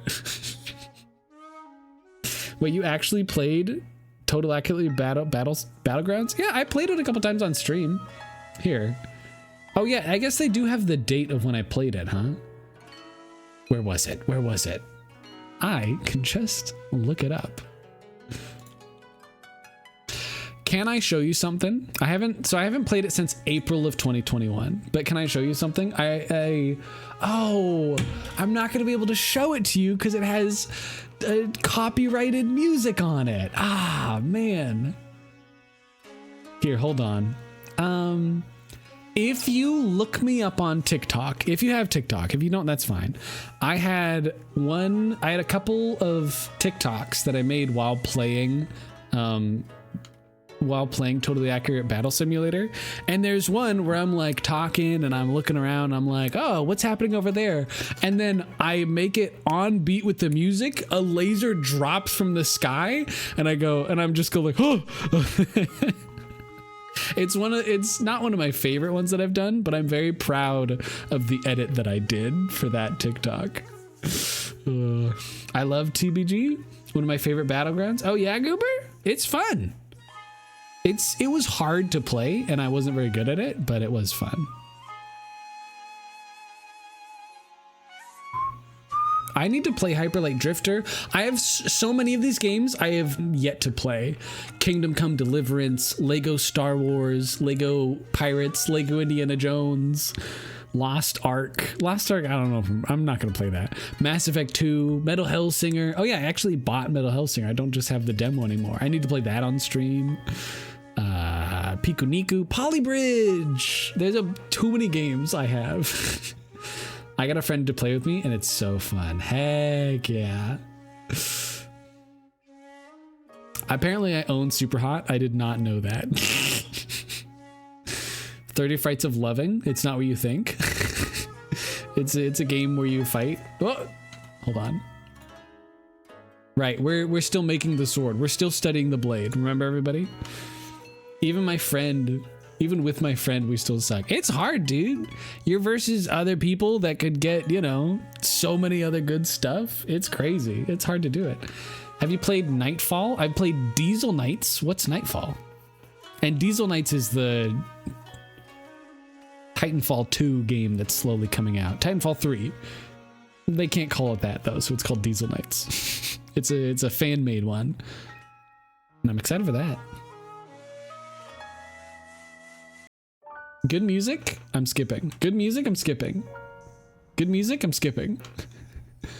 Rivali's theme, sure, we'll be here. It's a game made by the Tabs developers. Oh. Gerudo down. We're doing Rivali's theme. Ravioli's Gale is now ready. Ravioli is now on sale.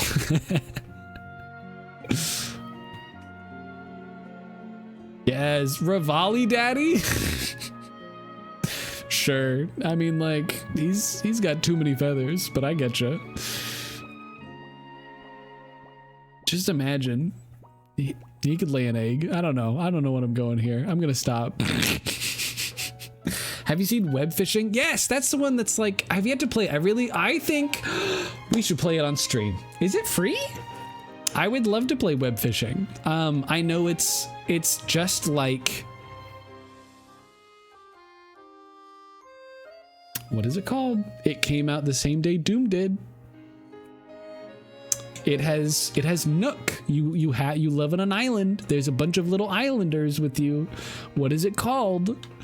What is it called? It's just like that one game where you just be like, and then Nook is like, give us some money. Do you know what I mean? Animal Crossing. Thank you, Leroy Robot. There you go.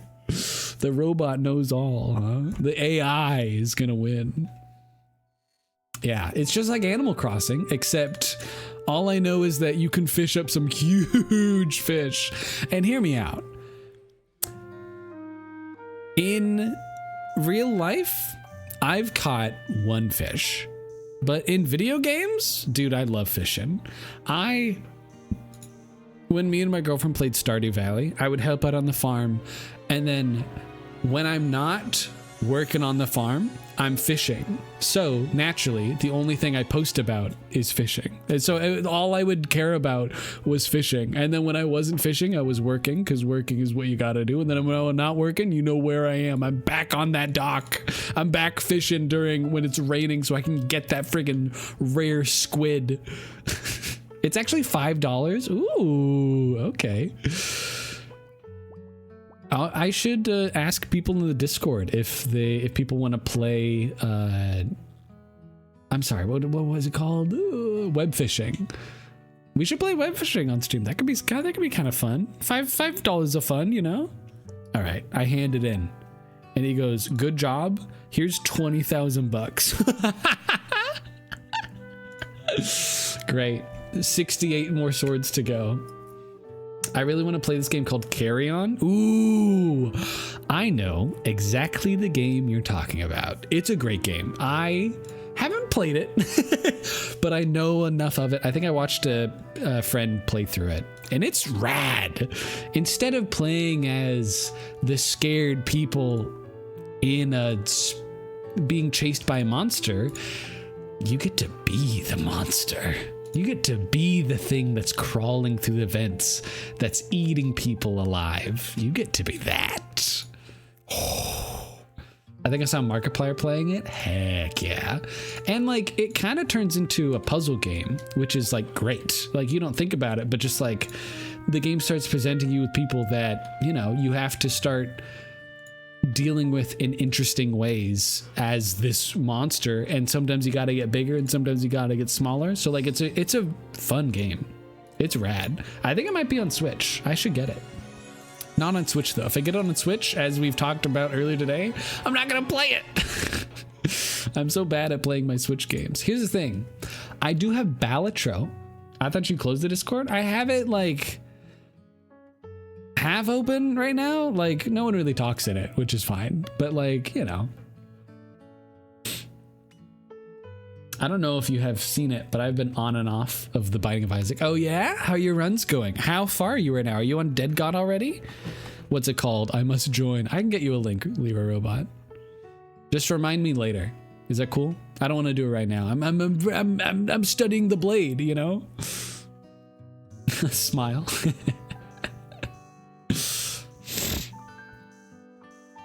I think it might be my most favorite game ever. Dude, Binding of Isaac is solid. You can spend hundreds of hours on that game and have a great time over and over. It's so good. Yeah, I'm also gonna check. How many hours do I have in Binding of Isaac? Let me see. If I go Binding of Isaac, I have 122 hours. And I only unlocked 40. I only did 40% of the unlocks. I don't even have 50% after 120 hours. Oh man. Here, hear me out. I know we're doing RuneScape, but I know we're just chilling and we're having a good time or we're listening to Ravioli's Gale. But when I played Binding of Isaac, I had like strict goals because I wanted to get to the repentance content quickly. And I wanted to do the cool runs. I wanted to have, what is it called? I wanted to have cool stuff. Here, so I was able to, I completed everything with Isaac. I didn't complete everything with Madeline. I did some things with Cain. Yeah, I barely beat the heart with Eden. I never really played as Lilith. I never beat the game as this guy. And then Drake and Josh. Drake and Esau. I have some mods on. I forgot about that. And then what is it? E? I don't know if I didn't unlock. I wanted Tainted Cain so that I could craft anything that I wanted and have the broken runs, but I never got to like actually complete all of these. Like no one except for Cain did, and Cain is greedier mode, and that's just Cain on greedier mode, Tainted Cain on greedier mode. It's like, what are we doing here? That's like easy peasy mode, which is super fun for me. So I didn't get super far, but I'm really happy with where I did get. I had a blast. I would really recommend it. My Twitch crashed. That was so scary. You know, sometimes Twitch be like that. Everyone pray my Rust don't crash. Are you playing Rust? Dude, that game's crazy. Rust has too big of a ceiling gap. A ceiling gap. People are too good for me to have fun in it.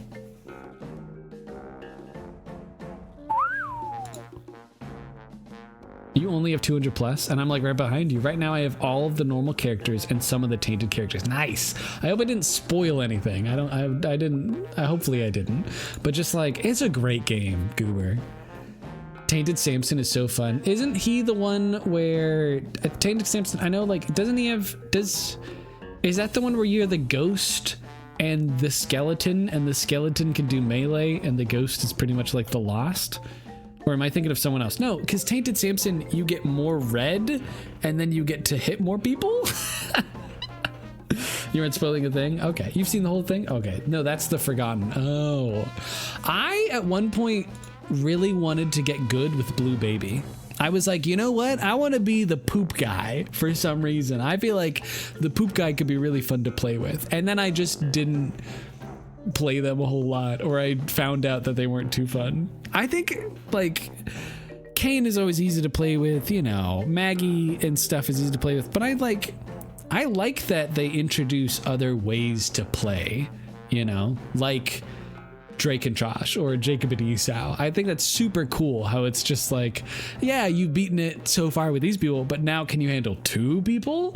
Now can you handle this weird other mechanic where Tainted Eden, every time you get hit or whatever, all of your stats and all of your items change. That's insane that the game does that. That's absolutely insane that Repentance went, you know what? People are too good at this. Northern Lion's been playing this for too many years. We got to give them a real challenge. Here, take this, you piece. You have a broken hard drive? What are you doing?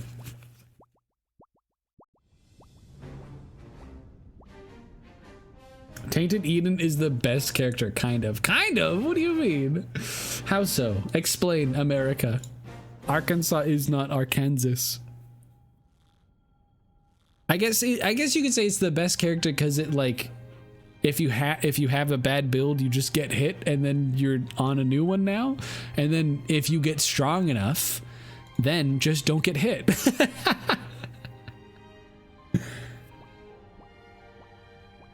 I need to take it out, but I keep procrastinating. My man, you gotta put it on a list. Do it this weekend.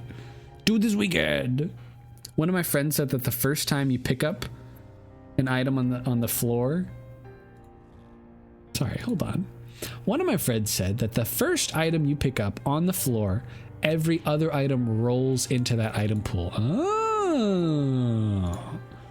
I don't know if it's true. I don't know. I thought it was because for Tainted Eden, or for Eden, when you play it, like, yeah, as soon as you start, all of your stats are randomized, and like that's the craziness, right? It's like, ooh, you never know what you're gonna start with, and maybe sometimes you just hit R key, you know, and just restart the run till you actually have some decent damage and speed and whatnot. But I thought for Tainted Eden, like everything shuffles around. You get a D100 did whenever you get hit. Maybe I'm wrong because that does sound kind of crazy, but. Can I show you something? Oh, I sent this to my girlfriend recently, but it took me like some research to actually find out where this video was. I like watching this YouTuber called Grapefruit. He does a whole bunch of interesting stuff. He doesn't really play one game. He kind of goes back and forth and like makes some videos that I like about stuff. But for a while he was playing Binding of Isaac, and dude, here, I'll take another commission. Yeah, you want a narrow light sword? I'll get you it. Also, I'll get this one. I'll get this one. Oh, Grapefruit. Yeah, Grapefruit. Oh, good. You know him. Here, YouTube. I forget where I found this because I was really searching so I could show it to my girlfriend, but it was like Grapefruit was doing the extra challenge where every item is like the sprite of the item is randomized and the effects are, so like you don't know what anything does. And Grapefruit accidentally got a series of items where he didn't know that they were doing this, but every time he would pick up a key, it would make a TNT bomb. And then whenever that TNT bomb blew up, it would give him a key, and it like started to accelerate faster and faster. He got a key, brought a bomb, the bomb dropped, made a key, he got a, and it like started getting faster and faster, and he like went into a singularity. Yes, the TM trainer. The TM trainer challenge. I think that's so cool. Here, which video was it in? I think it was in this one real quick. It was in a fan edit. Oh, where was it? I'm like, I don't even know if I'm gonna be able to find it again because he just started, you know, he just started getting crazy. He was infinitely small in this build, or like in this run, and then he filled a room with a bunch of pills and just, I mean, if you've seen it, maybe.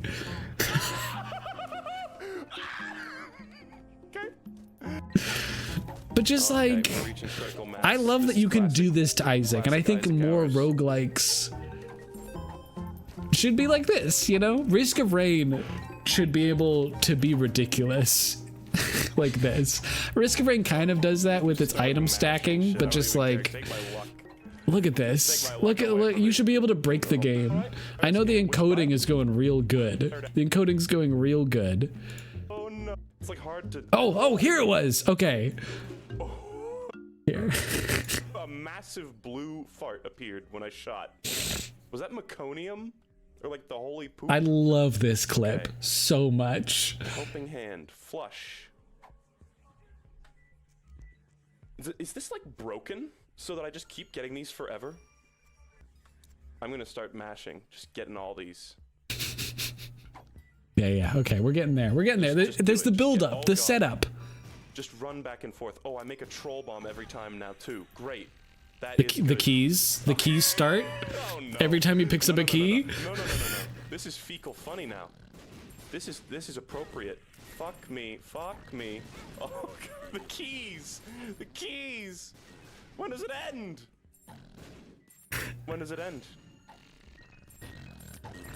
this fucking end? Stop giving me these items. Stop giving me them. It gave me another one. There's 2 here now. What the fuck? Oh no. I can't control it. No. I'm going into the singularity. The game is actually gonna crash. It's over. I dropped the controller's getting hot in my hands. I love this clip.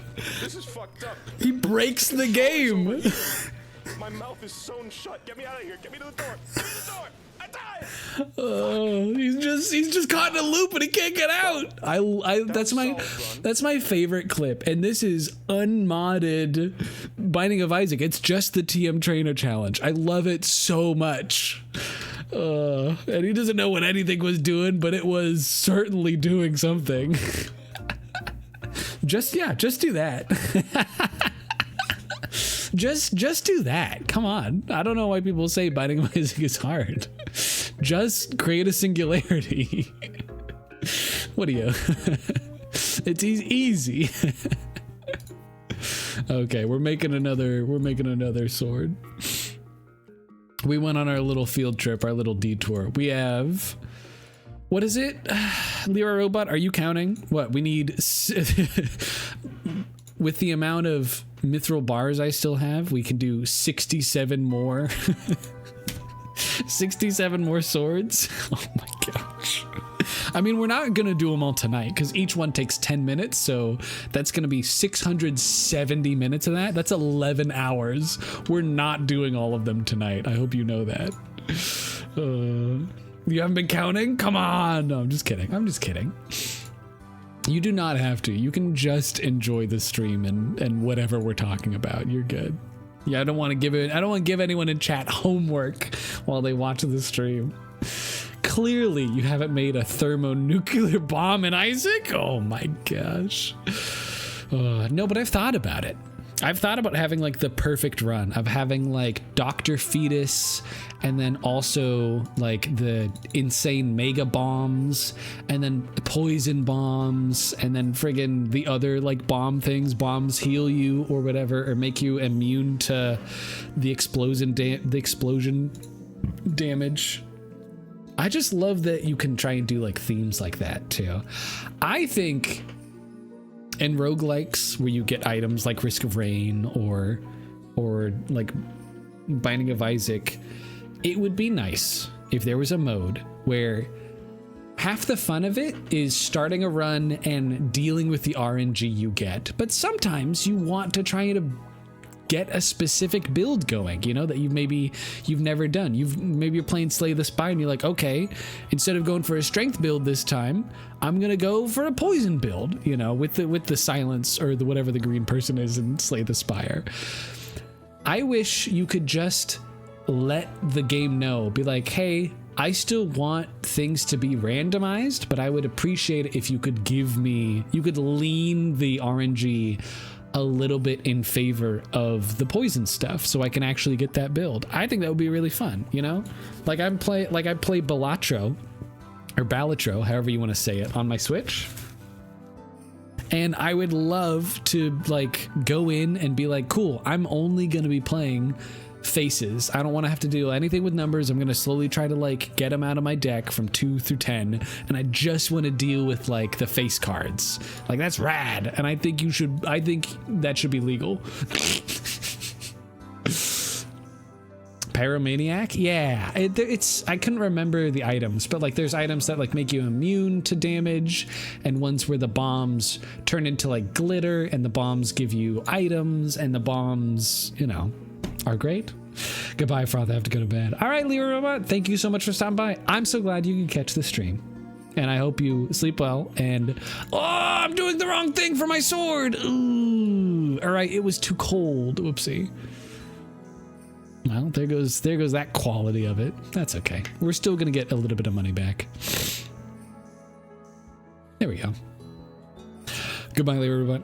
Hope you sleep well. I hope you power down and charge up like the robot that you are.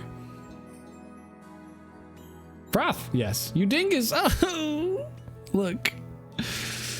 Sometimes my ding is us. It's not a ding me, it's a ding us. We all have to think about it.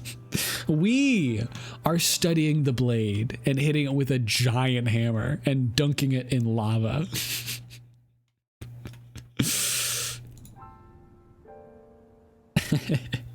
You're not wrong. You know, when you're right, you're right. So I was thinking about this earlier today. I was like, great, I'm so excited to stream, and I might just be doing 3.5 hours of Giants Foundry, and here we are. And we still have 2 more hours, and this has been great. This is exactly what I wanted. I just wanted like some chill vibes and doing this in the background, you know? The visual is background, and really we're just here for the audio. So you can keep me on a second monitor. You can turn off the screen and I'll still be here, because we're listening to Breath of the Wild, and we're chilling, and we're talking about peach cobblers and which type of mustard is the best and Binding of Isaac. But I was getting excited to stream today, and I was at work, and you know how friggin' every social media app out there is like, hey, we've added ChatGPT into our stuff now. And I was like, and most of the time I'm like, okay, why do I need an AI in my bank app to make a list for me or whatever? Like, why do I need that? But today I went, hey, bank app, I'm going to be streaming today. Could you give me a set of topics so that I can run through those and, you know, have things to talk about with chat? And like, it gave me topics, but dude, they were so boring. And they were just like, oh, talk about what your favorite video game is to play. Oh, your gaming habits. Oh, if you were in the last video game you played, if you were stuck for 24 hours, how would you do? And I was like, these are fine, but they're just kind of so cringy and generic. Now, I had another thought, though. I told the AI to be like, cool, take out the gaming context and then just rewrite them as just normal questions without the context of games, just so I can look at those. And it gave me, again, just like, oh, my top 5 movies, here's my list and whatnot. And I'm like, yeah, that's fine. But I was thinking about it on my way home from work today, and I was like, I wonder what the questions would look like if I just start telling the AI, it's like, no, those questions are too interesting. I want them to be more benign, more boring. Like, how boring could I get the AI to create these questions, you know, that are supposed to spark up conversation and interest, to be like, how boring can I make this? Or really, I'm interested in like, how narrow can I get it? Because overall, it's talking about like, oh, what's your favorite video game that came out in the last 2 years? It's like, no, I want it to get super specific. It's like, what do you think about Cloud Strife's morals in the new Final Fantasy games? Like, I just want to get it like super narrow or something like that. Now, I haven't played the last Final Fantasy game, but that's just an example. Have you decided who your favorite artist is this year? So corny. That's a great question. I hadn't really thought about it. I'm a huge music guy, though. I've kind of learned about myself. I love music. I listen to it all the time. I usually wake up with a song in mind and put it on while I'm getting ready for the day. And I've had varying artists this year that I really like, but like some of them I think that pop out to me. I think I really like Remy Wolf. I found her this year, and she has some like bangers, dude. Remy Wolf is like my new artist of the year, I guess. I use YouTube Music instead of Spotify. I always end up using like the wrong thing, or like the thing that no one else uses, you know? Like I used SoundCloud for a long time and then Spotify eventually. And then I stopped using Spotify. Now I use YouTube Music, and I'm just like, what am I doing here? I'm not using like the mainstream stuff. Not to be different or anything, it's just what I have. I started talking about this. When did I start talking about this? Well, anyway, I like Remy Wolf. She's got a lot of good stuff. And she was even playing here in California somewhere, apparently. And I didn't know. And I was, I wanted to go see it. But I think I was bringing it up because YouTube Music does not give you the dates or anything that you like stuff. Like, so let me go into my liked musics. I have a bunch of stuff. Like earlier today, I was looking at Rhythm Heaven. So there's a bunch of Rhythm Heaven stuff. And then I heard a song today on Instagram Reel called Clown Girls on my For You page. And it's like kind of a funny song, but it's also like kind of like a weird poetry rap. So I found that song today and I liked it. Haywire is someone that I've learned about this year, and Haywire has some like bangers. If I go into their song list, like I got some thumbs ups, you know, I got some thumbs up. I like Sculpted. I like Ever Changing. I like Let Me Hear That, Chromatically, Use My Love, a bunch of good stuff. Apparently I don't like apparently I haven't added to my favorites their most famous one. I found interest in Tyler the Creator. I want to like Tyler the Creator.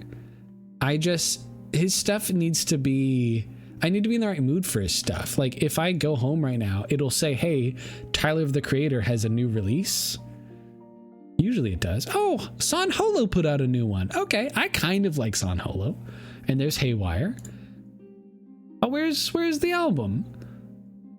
Also, I listened to like 2 songs that had Hatsune Miku in it, and look what it's done. It's ruined my recommended. Miku. It's all Miku all the way down, and it's so frustrating. Because I just want to see the other artists. There we go. Tyler the Creator had this album out, and all week I've been meaning to listen to it. Because I think I hope it's good. I just don't really try a whole lot of his songs. Here, what? I know I have some songs from him, though. I said that I disliked See You Again. That's so funny. I like his Gone Gone Thank You. But I think I like that because I was watching Neocranium and he was playing it. Yeah, I guess I don't have a lot of his songs liked. Can't stop the Miku. It's the most frustrating thing. I want to see the other artists that have made new music, and they're just like, well, Miku was on this song. It's like, I don't care. Miku has some good songs, but I don't want more. Okay. Ooh, I might listen to Meghan Trainor's new remix album. Oh, it's just the one song Criminals. Okay, that's not an album. That's an EP, I guess. Pink Sweats has a new song today. Camilla, I like listening to. And then Camilla has had Miku on, so Camilla's part of the problem. It's all Miku. Yeah, look at this one. Even this is Miku, but has like a ghost. What's happening, dude? But if I go to my library and I go to my liked musics, you know, I really like his stuff. Yeah. I just need to try it. I just need to try more of it. I like Ghost Data. Ghost Data has some great stuff. Virtual Riot, I found that kind of this year, and they got some good stuff. Matt Henson, I went to an Alec Benjamin concert, and these 3 songs by Matt Henson was in his, Matt Henson opened for Alec Benjamin, and these 3 songs were what he sang, and they're really good. I've been thinking about them all week and listening to them over and over. Bomb Rush Cyberfunk, I got some of the songs that were on there. Amazing Spider-Man 2, I've been listening to some of those songs that were on there. Arcane, I've been listening to some of those. Theme from The Walking Dead goes really hard. Halo theme, everyone knows. Oh. What else we got? Oh yeah, I found this popped up for me on YouTube, this album called Starship Syncopation. This is a great album. It's like very funky, no lyrics. I don't even really know who it's by, but like it's a banger. I would recommend it. This isn't my artist of the year, but it slaps, and my face is nice and red from it. Dark Tide, Enzo, a bunch of Guilty Gear music, a bunch of, I guess you could say Boy What. I discovered Boy What this year, and he makes a lot of AI SpongeBob voice and SpongeBob voice songs, and they're good, and I like them. You know, this home is a pineapple. Dear Magic Conch Shell, dear Magic Conch Shell, what should I do to get rid of the heartache? She's such a bombshell, leaving me there like a bomb factory pastry while I'm watching the sunrise. That's a real lyric. They say it better than I can sing it. Heck yeah. But yeah, my artist for the year, I think I'll agree that it's Remy Wolf. I slowly found more and more of her stuff, and she just has a lot of good ones. Here, before I grind up my sword without meaning to, if I look up Remy Wolf, it was so slow how I started finding her stuff. Like, what was it first? It was Cheesin'. I found Cheesin' because of something, and Cheesin' is a great song. And then it slowly turned into like What You Doin', WID, and then like Liz is a really good song. Sexy Villain somehow popped up, and that's a really good song. I think that's actually how I found it. And then I found Cheesin', and then I kept on adding like more and more. And like Photo ID was big on TikTok for a while. She just had some good stuff. And then she just did one with Zed, Lucky, which is a great song. And then where's Toro? Is Toro on here? Do people hate Toro? Buzz Me In is a great song, and it's criminal that it's so far down here. Where's Toro?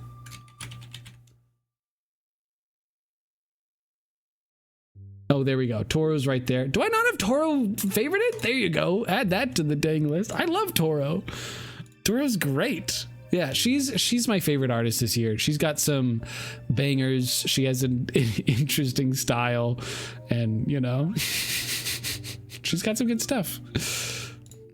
Yeah, this album was fun. Toro, Frog Rock. Yeah, I think she was my artist of the year. She's just good. My whole playlist is quite literally Tyler, and I can't lie. I get that. I like Tyler. Again, I like the idea of Tyler. I don't listen to a whole lot of like rap artists. It's just not my vibe, but just like, I don't know. It's just, I gotta be in the mood for it, and I'm often not in the mood, sadly. But I like a couple of Post Malone songs. I like, oh, he made the album Kevin's Heart. What's his name? What's his name? I like his stuff every now and then. It's Chance. I like Chance. No, wait, no, that's not Chance the Rapper. There's another one. Hold on. Let me look up Kevin's Heart. J. Cole. J. Cole's got some good stuff. I like J. Cole too. J. Cole's got some good stuff, and Kevin's Heart is kind of how I found him in 2018. I should listen to his other albums too, for sure. And then 2014, I've listened to a little bit of Mac Miller here and there, and Mac Miller's got some good stuff. I keep forgetting he worked on the Grinch movie. You know, that's how it goes. I like Pharrell I'm gonna say Pharrell isn't a rapper. He's a very good singer, but I really want to watch the Pharrell Lego movie. You know what I mean? Because Pharrell's got the dang. It's called Piece by Piece, and Pharrell. I'm gonna say it, like, the Despicable movies are fine. They're fine movies, but like Pharrell does not miss when DreamWorks asks him to go in on a song for a Despicable Me movie. He kills it consistently, you know? And I really want to watch Pharrell's new movie, Piece by Piece, where it's his story of growing up and loving music and getting into the industry all through the vision of Lego. I think that's a super cool way to do it. Maybe more expensive, but like I think that's a super cool way to do it. And it's been on my list to watch this year.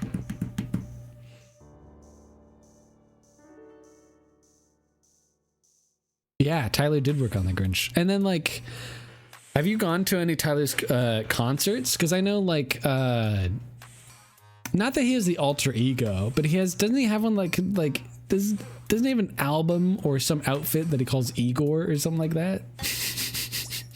He's got some good stuff. Not having the money? Yeah, I get you. I've returned. Hey, Colpain, how was the workout? Huh? You pumped up, huh? You pumping? We are on sword number, I don't know. We're still here. We're still trapped in these dang walls. I'm trapped in this cave and they won't let me out till I'm done. I just ordered my food. Salivating while waiting. Heck yeah. It's your Japanese halal food, right? Heck yeah, dude. Rad. Oh. Oh, gotcha. Now you're eating. For sure. Ooh. My belly. Sorry, I'm itching. What are we thinking of? What's the next thing? Are you guys ready for I live in America. I know some of you guys do too, but not everyone that watches. Are you guys ready for the election to be over? Today's literally the last day. I think people still have 52 minutes to get their ballots into places, because I think the ballot drop boxes like close at 8 o'clock and it's 7:19 now. So hopefully that goes well.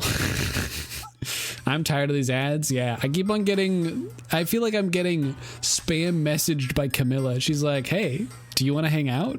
Can you get me some lunch money? I left mine at home. And I'm like, get out of here. Get out of here, Miss Harris. I don't want to talk to you. You don't know me. I don't know how you found this number. For real, Goober. Yeah, it's crazy.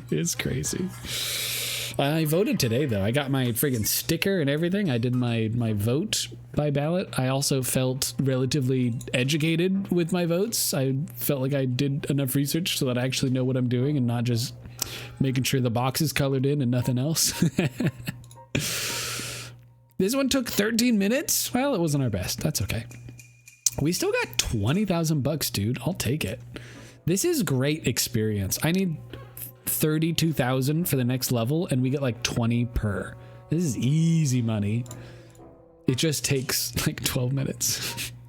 We need narrow and light. I gotcha. Also, I don't want Yiga clan music.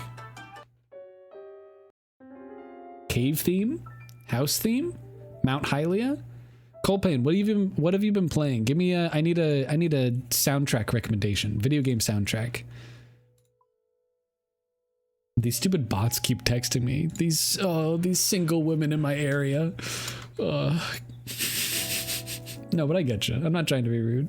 I'm trying to watch football, not a yellow man and an angry lady. Pokemon go to the polls, all right? You haven't played much? Oh, that's fine. That's fine. Because you know what? You know what I can hit us with? This is going to go crazy for Goober.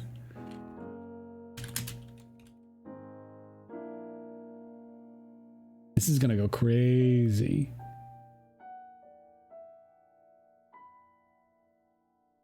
Hold on.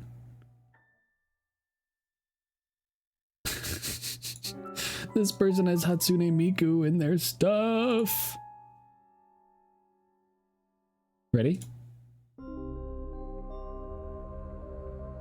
This apparently is what we're cooking to.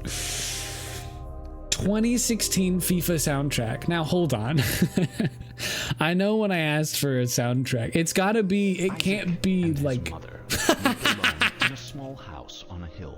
I didn't think it would have the words. Drawing pictures and playing with his toys. That's so silly. Isaac and his mother. Life was simple. And they were both this is how it starts. 2012. NL plays his first game of Binding of Isaac, and then Your Here we son are, has become corrupted 2024. by sin. He needs to be saved. I will do my best to What save will you do, my my lord, or whatever Isaac's it mother is. replied. Crazy. Into Isaac's room, removing all that was evil from his life. Listen to the Binding of Isaac Excelsior OST. It's a fan-made mod. Ooh. Okay. Binding of Isaac OST Excelsior. OST. As long as it doesn't have any copyrighted music, then we can do it. Oh, I'm hurting the sword. Whoops.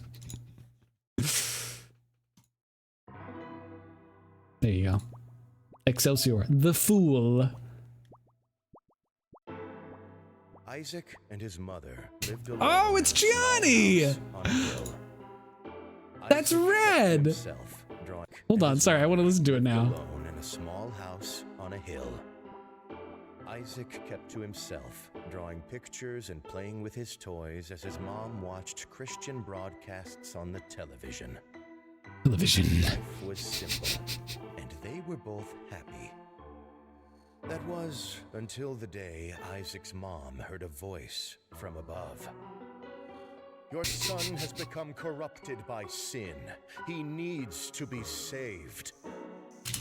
I will do my best to save him, my lord. Gianni's the best. Replied, rushing into Isaac's room, removing all that was evil from his life. I like it's not ragtime piano, but it almost sounds like it's gonna go into Isaac's ragtime soul is piano. still corrupt. He needs to be cut off from all that is evil in this world and confess his sins. I will follow your instructions, Lord. I have faith in thee. Isaac's mother replied as she locked Isaac away in his room, away from the evils of the world. Can't even play Roblox without running into Gianni. Isaac's mom heard the voice of God calling to her.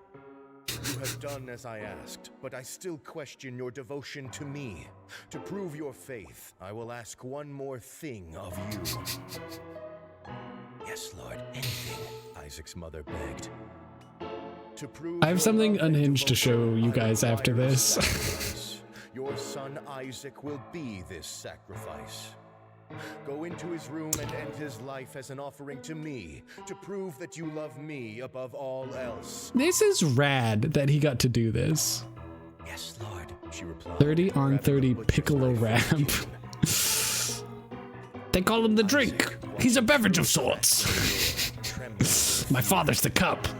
That's why I'm the drink. Are you talking about that? To find a hiding place, he noticed a trap door to the basement, hidden under his rug. Without hesitation, he flung open the hatch, just as his mother burst through his door, and threw himself down into the unknown depths below.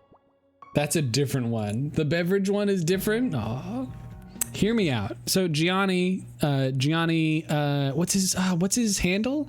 He's a voice actor. He does a bunch of memes. If you've ever seen the one of Cowboy Bebop where Cowboy Bebop says, "I love the type of woman that will actually just kill me."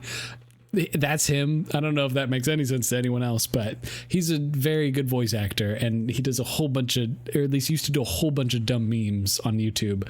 And I gotta find this video. He recently was a voice actor in a game, but he had like a very small role. But I need to see if I can I need to see if I can find this. So give me a second.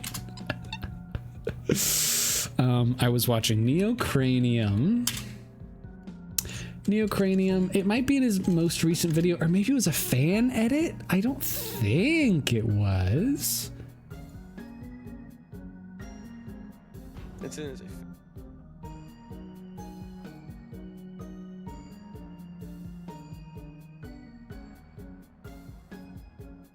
Just 1 month ago. Where did this happen then? Hold on. Neocranium. Gianni.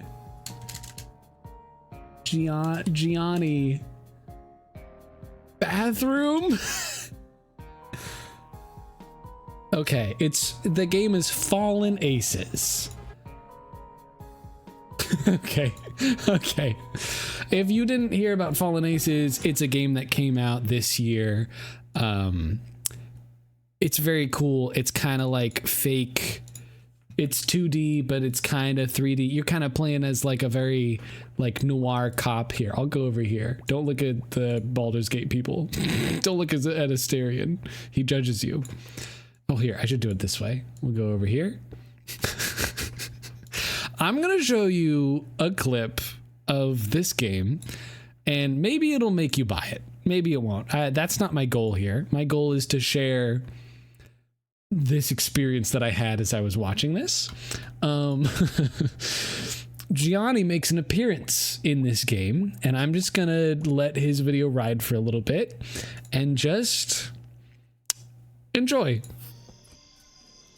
Listen, plugging Hal into Ethernet is just a weird ordeal. It's not. It's weird.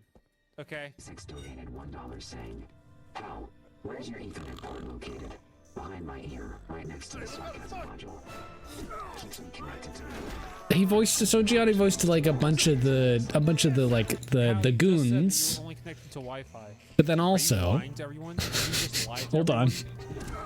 Just a little inconsistent. Who needs consistent storytelling in a stream anyway? Keeps things spicy. Don't worry.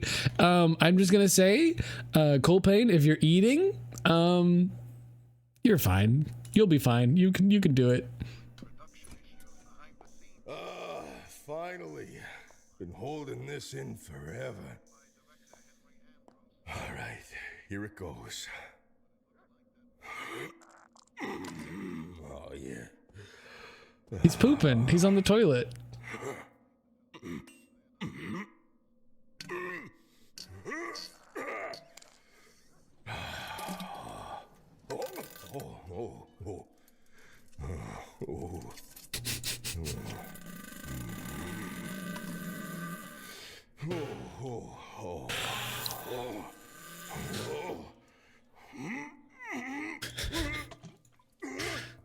Come on.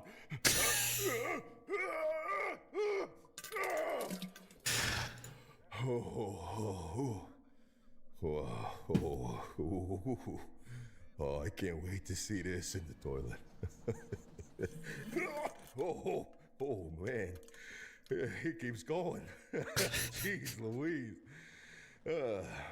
Must have been diesel.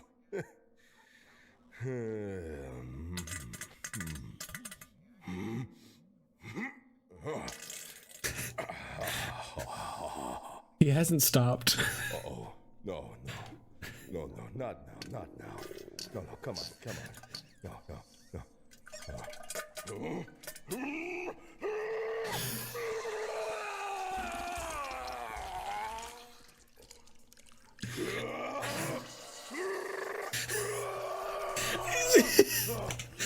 Is he fighting someone?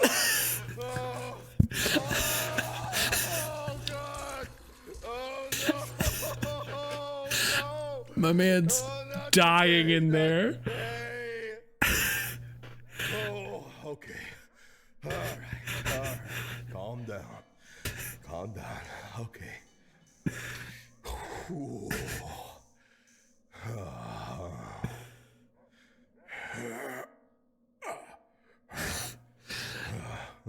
Yeah. Okay. Yeah. This guy needs so much fiber.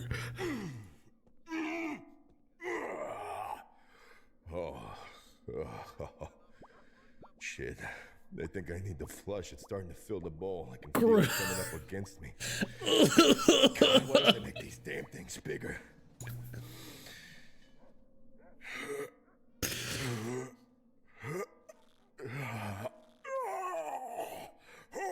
Oh, yeah.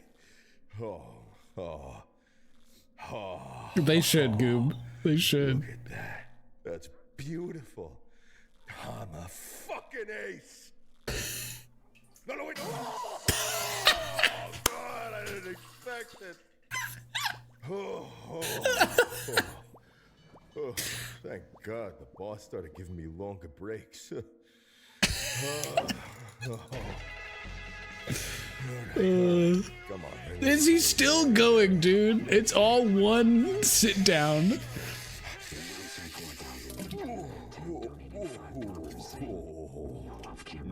This man's never heard of the word fiber. This, my friend, is very much on camera. Well, sort of. Welcome to Hilltime Live. I remember that one. Welcome. Oh, that was a pretty good meal, I gotta be honest. Thank you, Meowster. Oh, I never saw this many pictures in before. Wow, look at these games. Unbelievable.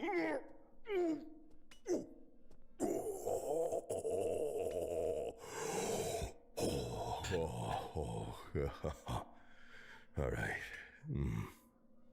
Oh, wow. That's unbelievable. Look at these. They just... I gotta start. I gotta do better at keeping up with these when they come out. Oh, it's just so hard. There's so many of them these days. Hey, somebody out there? Look, I'm just getting started. You're gonna want to come back later, pal. Oh, yeah. Oh, yeah. I'm just getting started. Oh, man. Oh, jeez, Louise. Oh. Huh? I'll leave the bathroom if you donate $100. I forgot about that.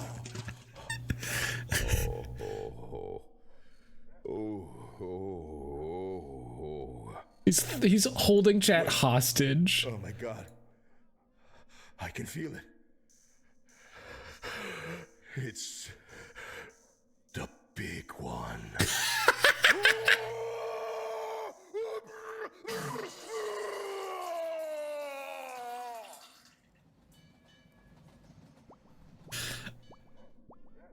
Does he die on the toilet? Wasn't that cool? Hey, VOD watchers. I'm sorry.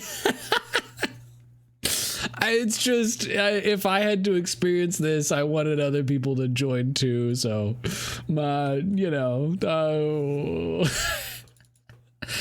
God, and that was like, it took the entire time. It was like 5 minutes of just voice acting pooping.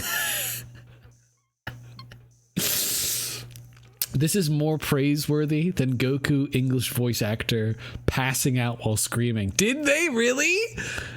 Really? Dude, that's insane. How much do you think they paid him? Honestly, I think he did it for free. Not because I think Gianni would like stoop to that, but I think he's just like, this is so funny.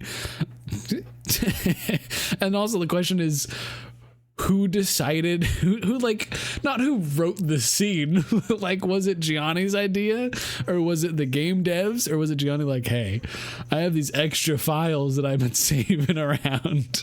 Do you want to use it for one of the stalls? How do you, the big one? My man went through like a whole transformation when he was on the toilet. My gosh. Ooh, where were we? Okay, right. Yes. We were listening to the Excelsior. Oh my gosh, dude. Oh my gosh. Ooh, excuse me. So, yeah, I'm so glad I got to finally share that. Now the burden is no longer just on me. And I'm slightly sorry. Thank you for coming along with me for that journey, and I apologize. Okay, and for the tip, we'll get this one. Yeah. And then we drop our water, and then we go and get this. Sorry, but I have to go. You're good, Goober. You're good. You know, if you stayed here for the last 5 minutes as we heard someone voice act pooping into a toilet, you're good. Gotta get to sleep. Well, you know, have some fiber, have some good dreams, and have a good time. I'll see you next time. I'm gonna try to stream. I can't promise anything. I hope there'll be a stream before next Tuesday. That's all I'll say. I know I normally stream 2 times a week or once every 2 weeks. I'd like to change that around, and we'll see if it happens. Can't promise anything, but have a great night. Thanks for stopping by. You made my night. Dude, oh my gosh. What a guy, you know? you're given the talent of sounding good, and then you're just like, well, I could though make ridiculous cursed memes with my voice and do. I think it's still good in the world. I would call it art, but it's like, you know, you're definitely you're doing it for you know, for you. Now hear me out. Maybe it's not, I like this music, and maybe it's not great background music, but I kind of want to listen to the Frostpunk music soundtrack. I really like that one. Or I could go for listening to some of the what am I thinking of? Bomb Rush Cyberpunk soundtrack. I'm happy I'm finally playing RuneScape on stream. I understand this is not the most visually appealing game, and I understand that, but this has been something I've been needing to do when I come home, because I've gotten so many thousands of bars of stuff, and so I was like, all right, this is easy enough. Like, half of my brain can do this and the other half can hold conversations, you know, so I'm fine with doing this. It's way easier than Titanfall, let me tell you that. I do enjoy playing Titanfall on stream though. It is a good time. Speaking of other games that I've been playing a little bit of Baldur's Gate. Finally, I got kind of like stuck in a rut in the second act, just emotionally, and so I didn't want to play the game, and I finally started picking it back up again, and I finally actually want to play the game again. So now I'm in Act 3, and I would love to play more of that too. It's just kind of one of those things I just gotta sit down and do it, you know? Oh, my nose. You know what? I'm gonna go for it. Frostpunk OST. Again, is it the vibe of today? No. But I do love this soundtrack. I've been wanting to play a little bit of Baldur's Gate. And now that, like, I know I talked about this last time, but now that I'm done with my FE exam, I gotta figure out another time to stream. And I was talking about this last time. I was like frustrated because you still got to eat. That's the worst part. You still got to have a plan for food, you know? And especially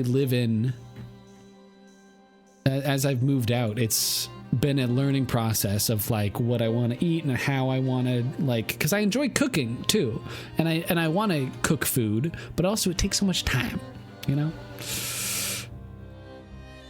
It's so hard to want to play games after work, but then you get home and you're just too tired to play. I get that, yeah. Especially if you're playing games that are like super competitive. Like, I don't know if you know, but like Deadlock came out, and Deadlock's cool. It's like League of Legends and Overwatch had a baby.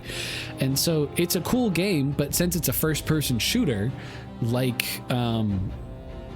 Overwatch, it's easy to get tilted, you know? It's easy to get frustrated because the enemy team could be way better than you, but you're just like, oh, I just want to relax, and here you are, your heartbeat, you're at like 120 BPM while sitting down, and like you're typing in all sorts of insults on the other people's team, other humans that are also just trying to relax after a day's work, you know? So it's a vicious cycle.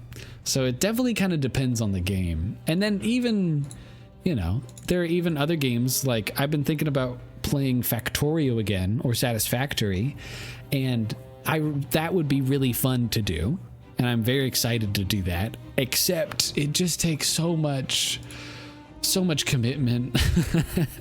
It takes so much time, you know, and the time I would be playing it would be fun, but also, you know, I would come home from work and then set up some miners to get the coal, to then send it to the furnace, to then cook the steel, to then send that to the thing to make this other thing. And like I would make progress, but also I don't know, it's like a different type of fun, because it would be slightly meditative. I don't know, every game is kind of different, so it's kind of up to you to try to figure out games that you can do that do feel good if you want to, or are relaxing if you want to do that, you know? It's like, I don't come home to play FIFA. No. Yeah, I get that. Being on your computer all day and then coming home just to be on your computer, you know? It's like, oh, I looked at screen at work all day and now I get to, my reward when I come home is to look at smaller screen. It's like, what are we doing? Why are we here? Just to suffer? Oh boy. 8 and 8, or 8 and 8. Saw tip or defender's tip? We'll do the defender's tip. Why not? You know? And then this one gives 10. Nothing else gives better. This one gives 16 and 4. I'll take it. I'll take it. What a weird sword. Yeah, I totally get that. And it's one of those things of like, you know, when you come home, you also could be doing a bunch of other things that, you know, living requires, you know, like doing laundry, cooking, cleaning up the house, you know, thinking about like calling friends and family and all that.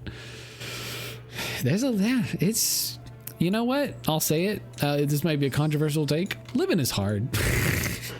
I know. Radical, crazy thought. I'm the newest Socrates. It's crazy, but it's hard. It's a balancing act for sure. And you know, sometimes all the things you want to do, you can't. What do? Suffer. Figure it out, make sacrifices, or try to find a balancing act. Like, I am so happy I've been streaming this year rather than not at all, even if it's once every 2 weeks. Even if it's once every 2 weeks, that's better than 0. Like, I'm especially the type of guy where if I don't do something, if I like something and I stop doing it, I forget how much I like it, you know?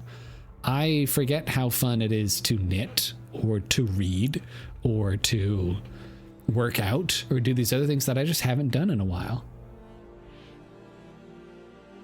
And I would like to do them again, but it's one of those things of just when I come home, my priorities are a little different. I know this is kind of the same exact conversation that we've had before, but yeah, life gets so busy, you know. That's why they made it into a cereal, you know. So at least, you know, you can you can get a little bit of revenge. Eat that teeth with your molars, you know. Show it who's boss.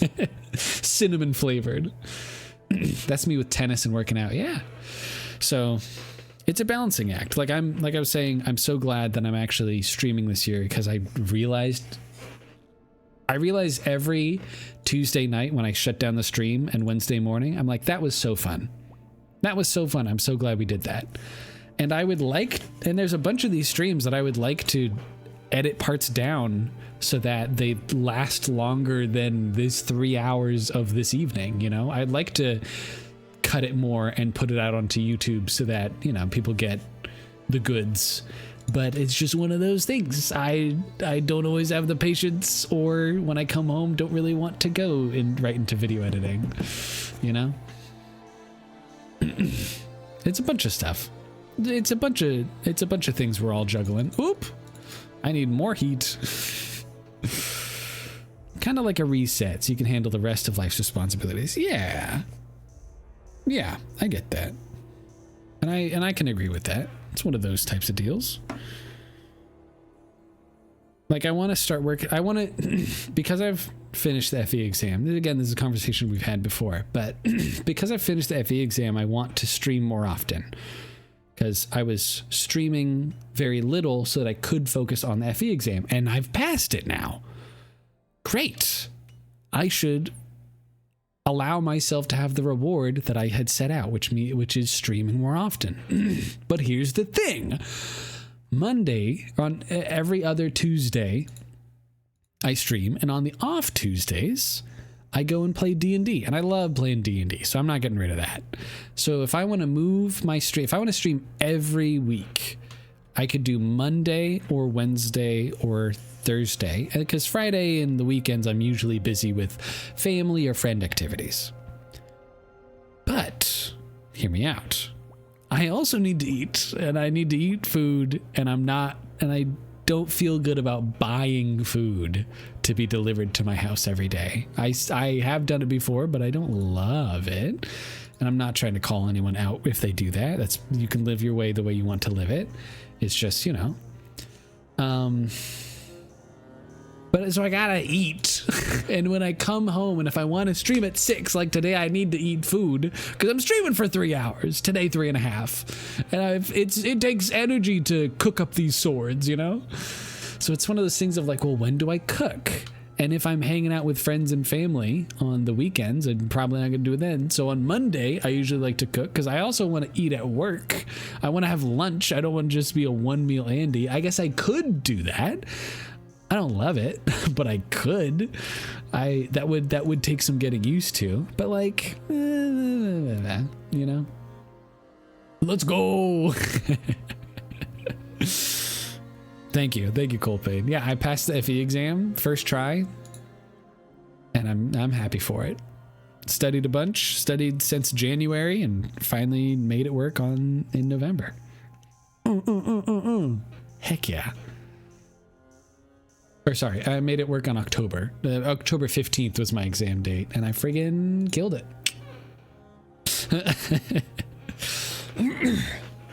I need to get a little bit more water.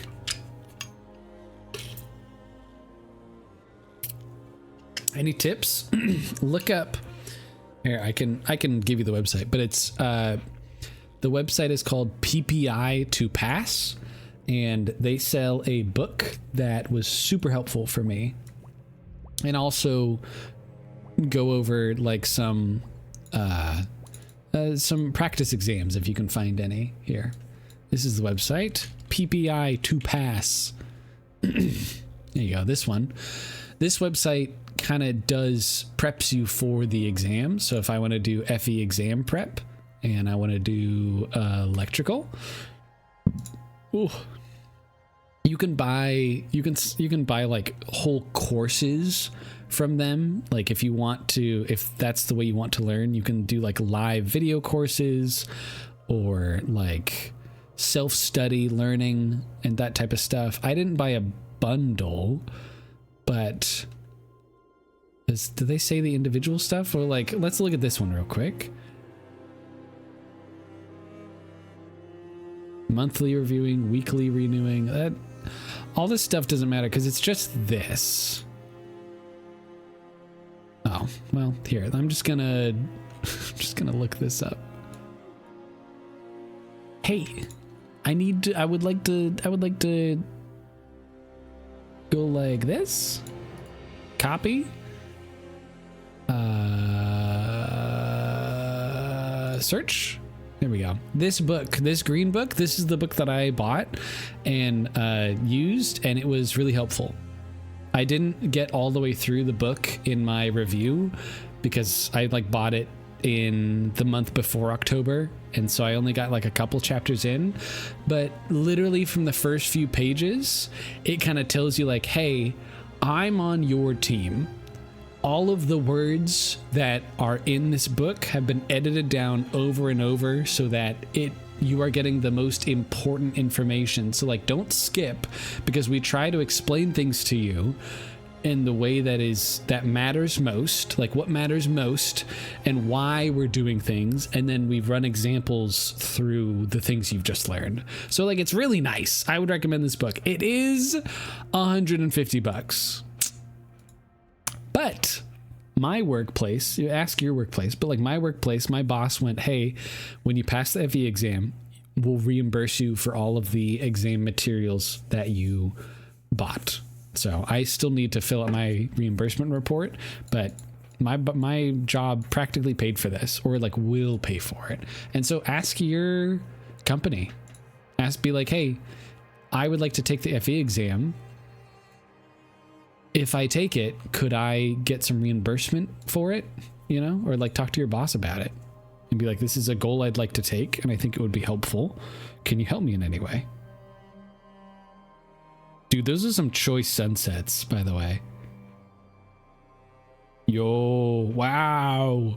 Wow. Are you on the beach? That's crazy. Wow. Give me whole Instagram posts, huh? Sheesh. Yeah, dude, you're on the beach? You got those, your dogs are running through the sand? Heck yeah. I could take a whole course if it's under like a couple $1,000 in supplies. Yeah, for sure. And if like you want to do a course, go for it. I learned I like to do it at my own pace. So I didn't want to do any like online courses. Yo, we're level 67 smithing. Let's go. You love to see it. We're slowly getting up there. Our mining's at 68. We're at 67 right now. We need 50,000 XP for the next level. So that's going to be like 4 swords. That's easy. We've already made 32 swords. I think it started today in the 20s. So that's pretty good. And we're making some decent money here. The money per hour, I don't know what it is, but oh, do I have a little money per hour thing going on? No, it doesn't track it. That's sad. Okay, we're doing a light and narrow. Yeah, and then you can get reimbursed, and then easy peasy, you're on your way. It's great.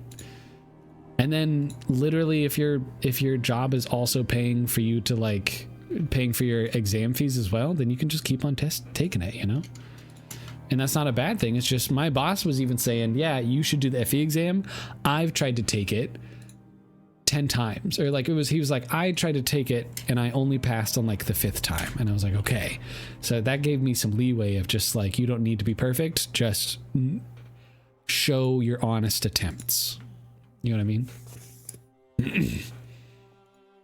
Or your dishonest attempts, you know? I'm not here to stop you. Dude, I got so nervous during the FE exam. Like you get your first 3 hours, and then you get like a 25-minute break, and then you get 3 more hours, right? For the FE exam. And in that 25 minutes, they were like, yeah, you can go on your phone and stuff, but you're not allowed to look up like exam review stuff. And so I was worried that I might accidentally open up Safari and that would have an exam review thing already open from looking at it like yesterday. So I just didn't go on my phone during my break. I paced around trying to calm down. I took some deep breaths. I stretched. I had some water, and I literally just looked around and I admired the art on the walls and just to keep my brain distracted from all of the stress of the test. I was like, you know what? I'm just gonna look at the art. I was like, look how good that art looks. Wow. Look at the shapes and colors. Amazing. Yes, they reimburse you as long as you pass. And hear me out. The FE exam will only get harder the longer you wait. You have the best chances right now because you don't have family getting in the way, like children or anything, or like you don't need to like be running home to focus on other stuff.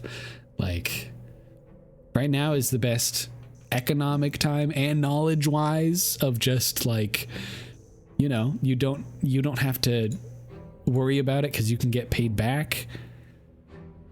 And what I actually started doing, and maybe you could do this too, I don't know, it kind of depends, but I found that I go to work from 7 to 4. I do my 8 hours, and then I stayed at work an extra hour just to study with that booklet. And that way I'm not coming home where I can easily get distracted and studying. And that was super helpful for me.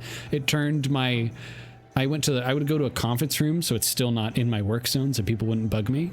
And it turned like my workplace, my place of work, into like the library. I was like, this is great, because now I can just fully focus on this, and all my attention is going to here, and not being like, oh, I should get a snack. Oh, I should, get this.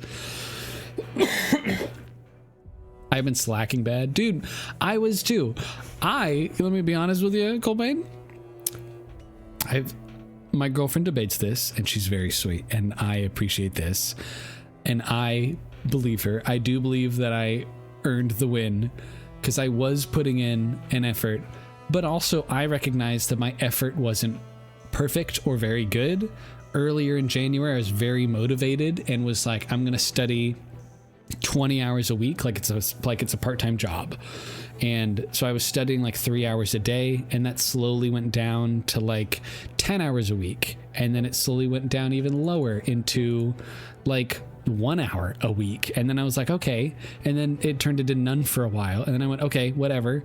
Instead of trying to fit in this daunting amount of time to study, let's just study at home for 30 minutes, because 30 minutes is better than 0. So I would started doing that for a while, and then it turned into 15 minutes, and then it slowly fell off again.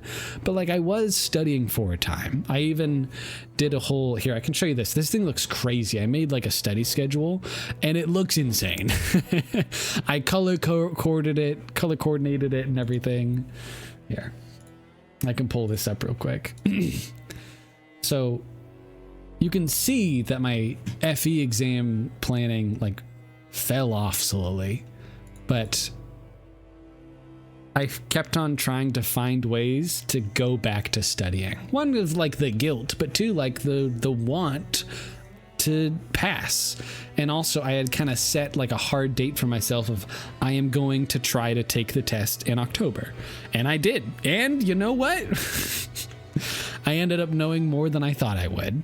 And using my engineering, not instincts, but like my learned decision makings to take out obvious answers that are wrong and choose the best thing. So even though you could say that I guessed on a fair amount of the questions, or like on a certain amount of the questions, it wasn't just dumb luck. I was using my brain on those questions. I was taking out the answers that in no world would be correct. And that is kind of what you learn to do as an engineer.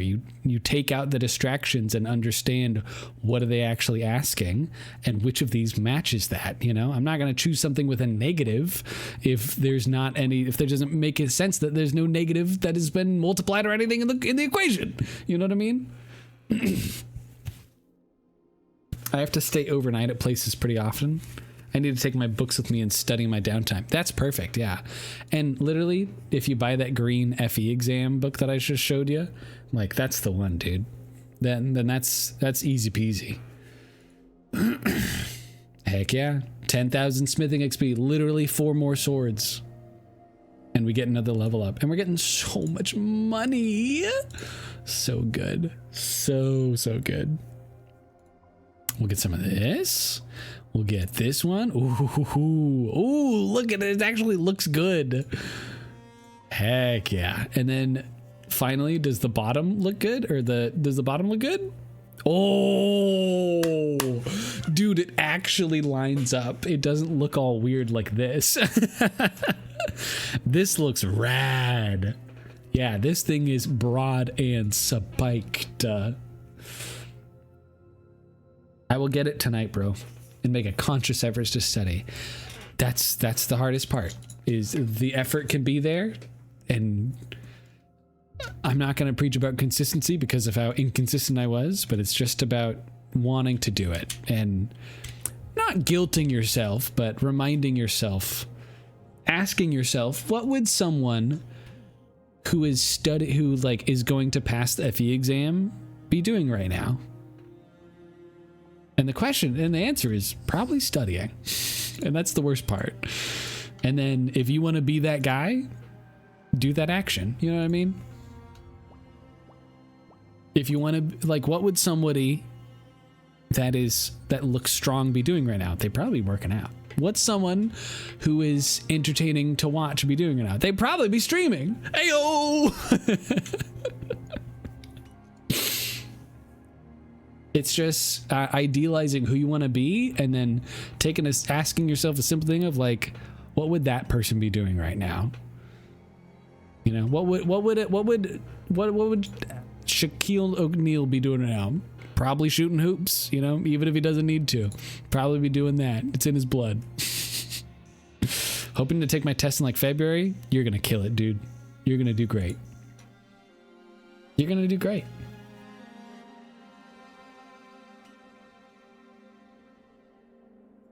Now, let me show you my little thingling. This is the plan. I think I've shown you this before, but this was my study plan for the FE exam. I'm rhyming over here. Hold on. So here's all the 17 topics that are in the FE exam, and then I was just writing down the number of questions, the min and the max, and then I averaged those out and made it a percentage of what the test would be. So like 12% of it is mathematics, about 12% of it is circuit analysis, 5% is signal processing, another 9% is like digital systems. So I did this, and then I was like, cool, if I want to study for 1 year, because I started this in January, then I'm gonna multiply that percentage by like 30 days in a month, and that will tell me how many days I should study, you know? Or like I did it times 12 months and then 30 days in a month. So that ended up with, if I want to space it out so that 12% of this year was spent studying mathematics, that's 45 days. And if you can see here, it was all of January and then a little bit of February. And then I color coded each thing. This is dark brown, this is red, and I color coded each thing just so I could kind of keep track of it. And then you can see that these are both just the calendar of the year. And I was writing out how often I was studying. So like on the 3rd, I studied 2 hours, 4th is 3, 2, 1, and all that. Here, I can zoom in a little bit so you can see a little better. Like I was writing down like, oh, on the 13th, I studied 5.5 hours. That felt good. And then 0 hours when I should have did 5 the next day. D was for Dungeons and Dragons. I studied 3 hours out of the 4 on the 18th. And you can see I was tracking it, and I could slowly see it going down. And eventually in February, I was not tracking it anymore. And then you can see in April over here, I changed the format. In April, I was like, cool, I'll study 1 hour a day. So I had studied, again, Tuesdays was D&D and streaming. So I was like, I studied a little bit. So I studied 7 hours that week, and that was great. And then that slowly petered off. But just like, this did kind of help me visualize how much I should be studying for these things. Because if the test is, if there's 4.5% of the test, if 4 to 6 questions are going to be about electromagnetics, I'm only going to spend 4.5% of my year studying that. Only 16 days, you know? That's pretty neat. Now I'm going to say, I don't know how well it worked. I can't tell you how well it worked, but it did do something, because we are right here in October. October 15th was my test day, and I didn't even get through my full schedule, because I think I was planning on on failing this test and then continuing to study and then taking it again like in February or April, I think was my plan. And now I'm doing the same for the PE exam. At least I've written out what there is for it, and it's much less, which is great. Ooh, so that's something. But you organize your study stuff how you want, you know. It really is up to the person.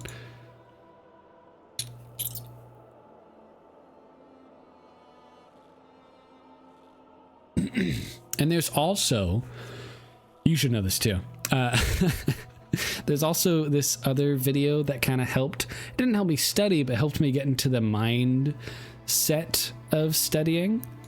And I'm not gonna watch all of it right now, but I do at least want to show you it a little bit if you're curious about it. And how do I find this? His name is Gray. This guy, CGP Gray. Now I forget, what video was it? CGP Gray. Eras. Was it this one? Your theme. This guy has made this video because like people talk about like, who do you want to be? And they're not that. He talks about New Year's resolutions and how easily it is for those to fold. But you can have a resolution, just something you want to change about yourself, some person you want to be at any point in the year.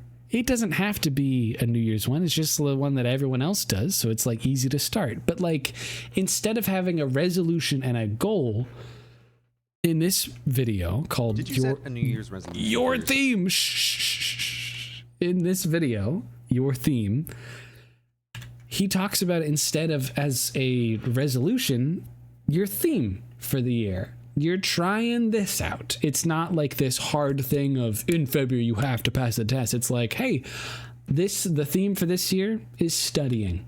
You know, this is what I'm trying to do. And he does a great way of talking his way through this and explaining it more. So I would suggest watching it. I'll put the link in the chat and you can open it up in Safari and then close the app and then watch it again later.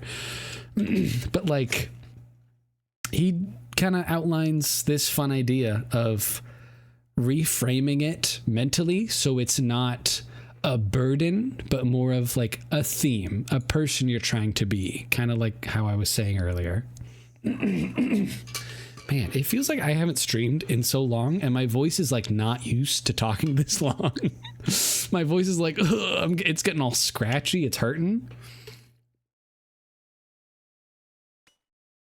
This is what happens when you do 3 hours of Giants Foundry and old school RuneScape. You succeed.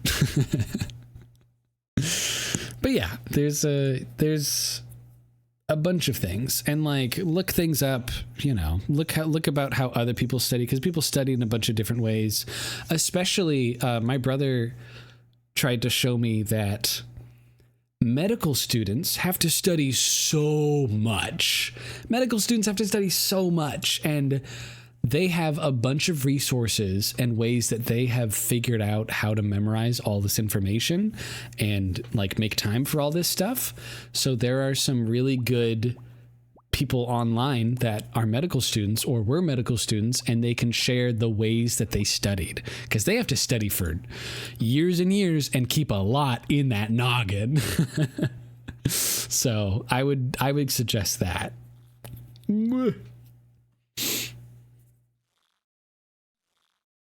I didn't look those stuff up, but my brother told me about them. So I don't know if they're good or bad, but like, you know, learn from the people that came before us. That's like what half of humanity is. We're monkeys and we're learning, and we try to give our lessons to the monkey behind us. Hopefully they make a better stick than we did. Or I guess wheel, whatever. But yeah, that's enough about the FE exam. I feel like I talk about it every time now, which is fine. We were talking about eating a little bit. You know what? I have been making the same meals for my meal prepping for the last like year and a half now, and I finally have started to change it up a little bit, and it's so nice.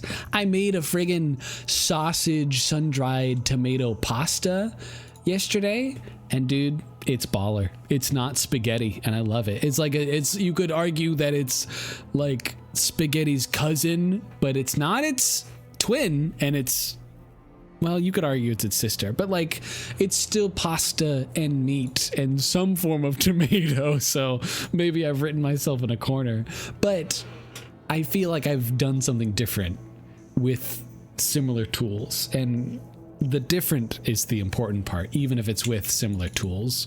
So I'm very happy with how this food has turned out. And then the other food that I've been making too much this year, I've been making like this chili. Not this chili. That's foreshadowing. It's a secret that will help us later. I've been making rice with like chicken and stuff like that. So instead, I recently made chili that had rice in it and a bunch of other stuff. It was just one of those things of like, oh yeah, here you go. This is the same thing, but different. Broad spiked corned beef snacking. There we go. There we go. Oh, give it to me again. Yeah, this is my favorite weapon to make. It just looks rad, and it's fine to make. All these swords have 5 sections anyway. So all of them take the same amount of time. It's just up to me of how much I'm paying attention and how distracted am I going to get while I make it. With winter coming around, I always forget how cold it gets. It's one of those things where, you know, I'm like, oh yeah, the winter's great. And like, it's not even winter yet. It's now, I guess you could call it fall. The leaves are finally changing and everything looks so pretty and so nice. But when I come home, especially with daylight savings time, and it's only going to get worse as we get to the winter solstice, my light is programmed to turn on an hour before sunset. And it's hilarious to me that sometimes I come home from work at 4 p.m. and that light is already on. Especially like middle of winter when it gets real dark real early, like 3 p.m. the sun is setting. I walk through the door and I wake up. I walk through the door and that light is still on, because this light turns on. I also have it programmed so it turns on exactly at 6 a.m. for me to help wake me up.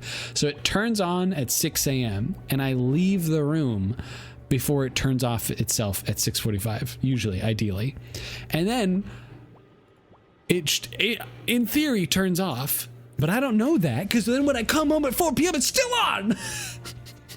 It's still shining bright like a diamond, dude. And I'm like, what am I hope you're not burning electricity.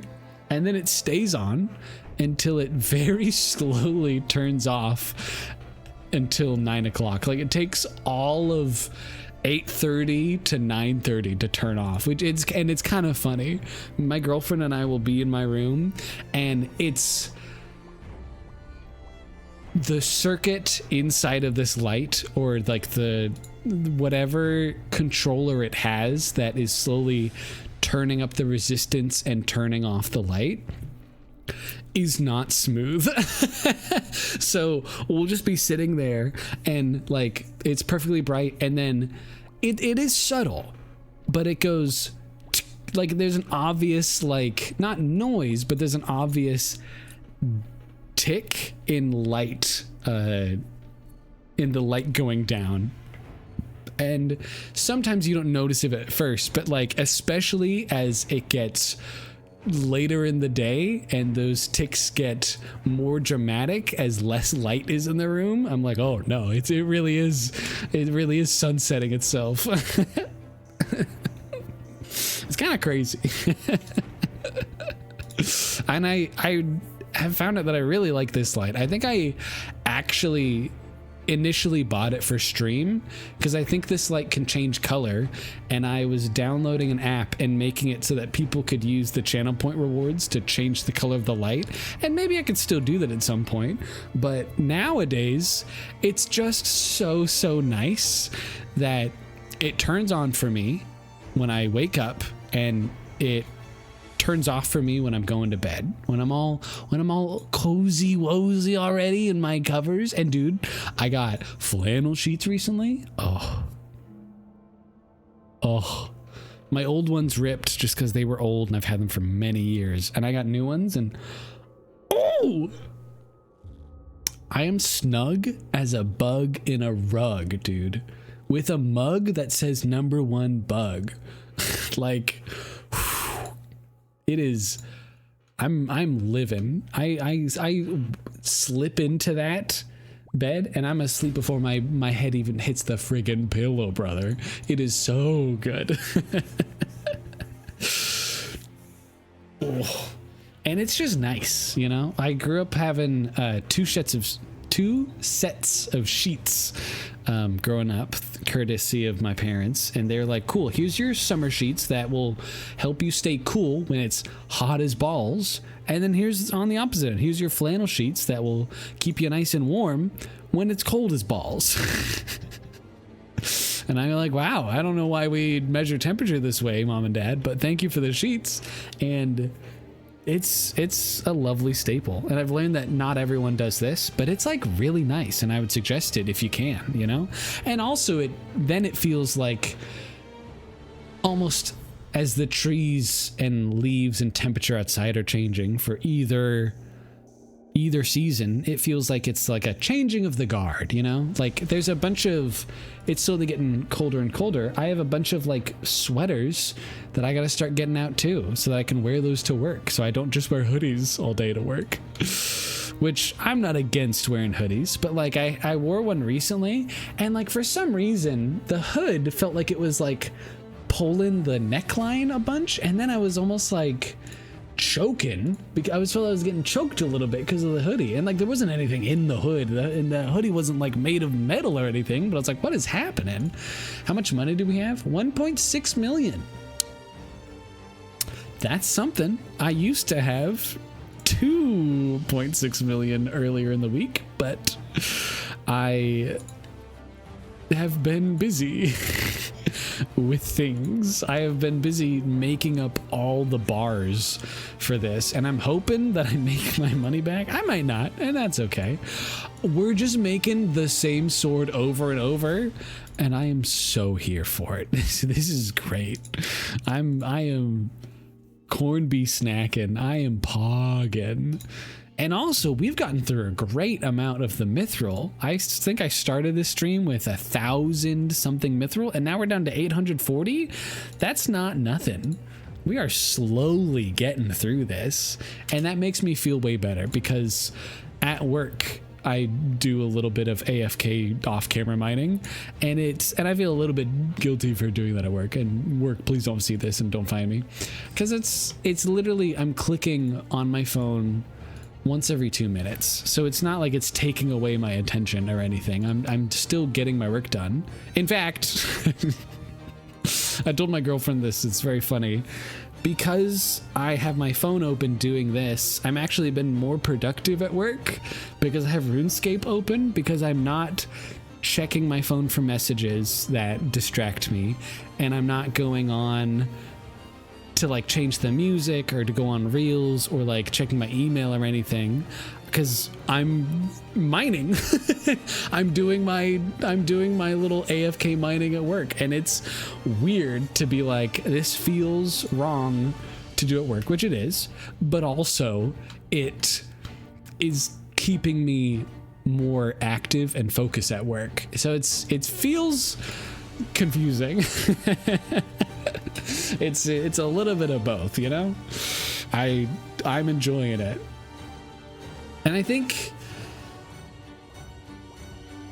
eventually, like, I treat RuneScape like it's an AFK game. I mean, like, look at this. I'm clicking and then I'm talking with you, and we're having a fine conversation here.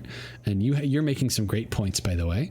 But just like, I kind of treat this game as an AFK game until I'm home. Then there's actually things I can do. But like at work, I'll go and like chop a tree down for a couple of hours. And then store the wood or turn the wood into bows or arrows or something of the like, you know? Like, I got options. Oh, I was slightly distracted. That's fine. Not every sword is going to be perfect, and that's okay. Not every cake is going to be something. Not every metaphor is going to make sense. There you go. Ain't no mountain high enough. And it's one of those things where I've kind of been reevaluating how I play this game, because this game is very nostalgic for me, but also I'm very much enjoying the research that I get to do with this game, where I play this game as a free-to-play player, but now I have money. Now I have expendable income, and so I'm playing it as a members, and there's an order of magnitude higher, like 10 times more things you can do as a member in this game than you can as a free to play. It's crazy. And so part of me of continuing to play this game, as great and as high fidelity as the graphics look, it's one of those things of just like, there's still so much to learn about this game. Like Giants Foundry, I didn't know this thing exists. I didn't know I could make freaking rad swords for giants. This is sick. And I get experience and money for it. And I'm slowly getting enough points so that I can get like gear that will help me in other skills. And I'm like, this is rad. And a large part of why I've been enjoying it and continuing to play it so much is just like the research and the what's the right word for it? The feeling of awe upon discovering so much about this game that I thought I knew. It's like I read a book as a child and I've found it again as an adult, and I'm realizing that there's so many more pages that I just wasn't seeing. There's so many more pages and so many side stories and so many things that maybe aren't important to the main plot, but so much more world building and things to do and stuff to enjoy about this book that I liked as a kid. And so I've been really enjoying it. And I feel maybe a little bit silly about it because of the look and because it's such an old game, but like, I'll own it. I'm fine with this. This is great. I'm having a great time. AFK games or minimum movement games during work are the best. That's what I'm saying. And like I said, there are things in this game that require a lot of clicks, and that require intense, precise controls. Like, I have done only a little bit of bossing in this game versus a giant rat that had two other rats conjoined in his back, and one of the rats was green and would shoot poison at you, and you needed to pray the right thing above your head before the shot hits you, or the blue one that does magic and will stun you unless you're praying magic, or the big rat that those two are attached to will come up and hit you, so you need to be praying melee so that you don't take any melee damage. So it's just like there are a bunch of things to do, and then there's rocks falling from the sky, so you can't stay in the same position, otherwise you're going to get hit by those and you can't pray against that. So like there's a bunch of things to do and a bunch of ways to play the game, and this is one of them, is just skilling. And there's also bossing, and I would love to do more bossing eventually, but for now this is what I'm doing because it's easy to set it up at work and then finish it at home, like what we're doing right now. I play like Honkai Star Rail. Oh, is that game good? Is it a fun game? But yeah, like you said, you got to do the main things, gives you time to focus on those at home. The grindy stuff's already handled. Yeah, that's what I'm saying. It's like in this game, there is a fletching skill. There's a fletching skill, and you need wood, and you got to whittle it down into things. This is such a dumb sword. Sure, you know what, this is peak performance. You may not like it, but this is the best sword. But it's just one of those things of in this game there's fletching, and so you can either go and buy people's wood so that you can turn it into arrow shafts or bows or darts or whatever, or you can be completely self-sufficient and use your time AFK, hopefully at work, and just like chop down some oak trees or some maple trees or whatever trees, and then store those away and or whittle them right as you get them off the branch. You know, you get like, great, I got a bunch of these logs, I'm gonna whittle them into arrows and whatnot, arrow shafts, and then I'm gonna do that again over and over while I'm at work actually getting things done. You know, it's crazy. Again, I feel a little bit bad because I feel like I should be paying more attention at work, but when I'm not playing RuneScape, you know what sometimes I do?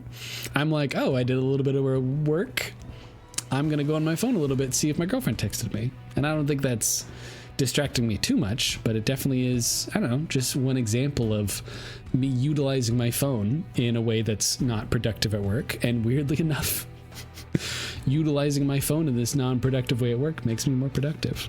And I'll take this weird consequence.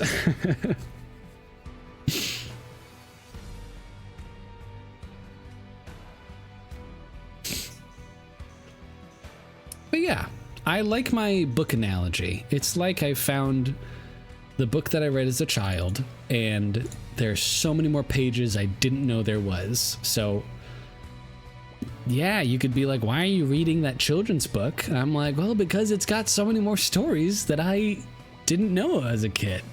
I really like that analogy that I came up with. It's great. Yeah, it's the little things, you know? Oh no, this is the wrong machine. This is a grinding machine, but it's this grinding machine. Oh, that's fine.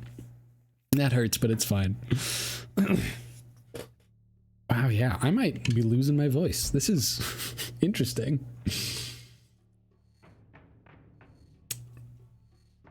Oh, we're listening to Darktide now? Sure. I'll listen to the Darktide theme song.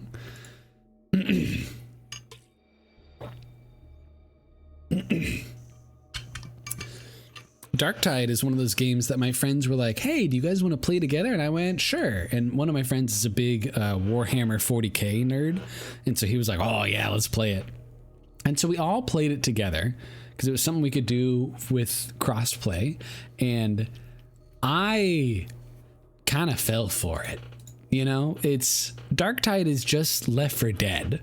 It's the same type of gameplay loop. You start here, you gotta end there, and there's gonna be a lot of zombies and a lot of special zombies that are gonna try and stop you. And you got guns and you got melee, and it's a great time. And it was one of those things where my friends showed it to me, and we all played together. And then the next time we played together, I was like, they were like, yeah, so, you know, when we ended, all of our characters were level 5. And then I was like, haha, I'm at level 30 with this character, and I've started another one, and I'm already at level 10 with that character. Like, I sunk my teeth into it, dude. I have maxed out every class in Darktide now, and I don't have everything unlocked or every achievement, but I have learned how to use the Ogryn, the Psyker, the Veteran, the Zealot, all to varying success and varying slaughter. And it feels great. I think I've even streamed Darktide once on stream. Great game. It's one of those things where I think when I tried to stream it, yeah, I need to use a bunch of audio cues for it, like, because there's a bunch of special zombies that will immobilize you or your teammates, or just like instantly kill you, or like throw you across the map, and you need to like actually dodge and get out of their way to do that, or block and parry. So there's a bunch of things that you need to do. And I love that part of it. I love how much I was able to like pick it up and be like, cool, this guy that used to be terrifying for me and like a huge problem, now I can just be like, boop, I fixed that problem, let's move on to the next one.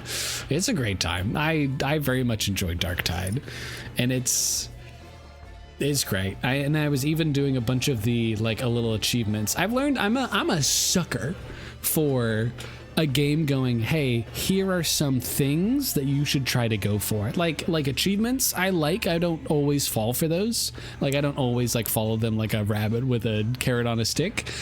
But if the game is like, hey, try and make it so that you kill like these 40 zombies in 10 seconds. And I'm like, okay, sure, I could try and do that. And then like I construct my whole build around that thing.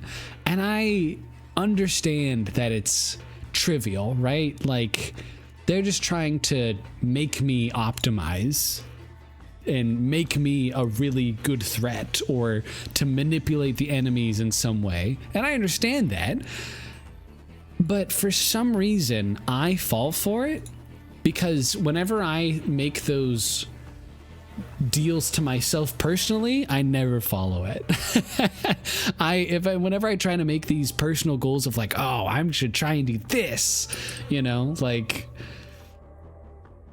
a bunch of those like Nuzlocks and people that play Pokemon, they have like all these rules, and I'm just like, I've kind of tried to do that before when I played Pokemon, but eventually I just went, no, I want to play it a different way.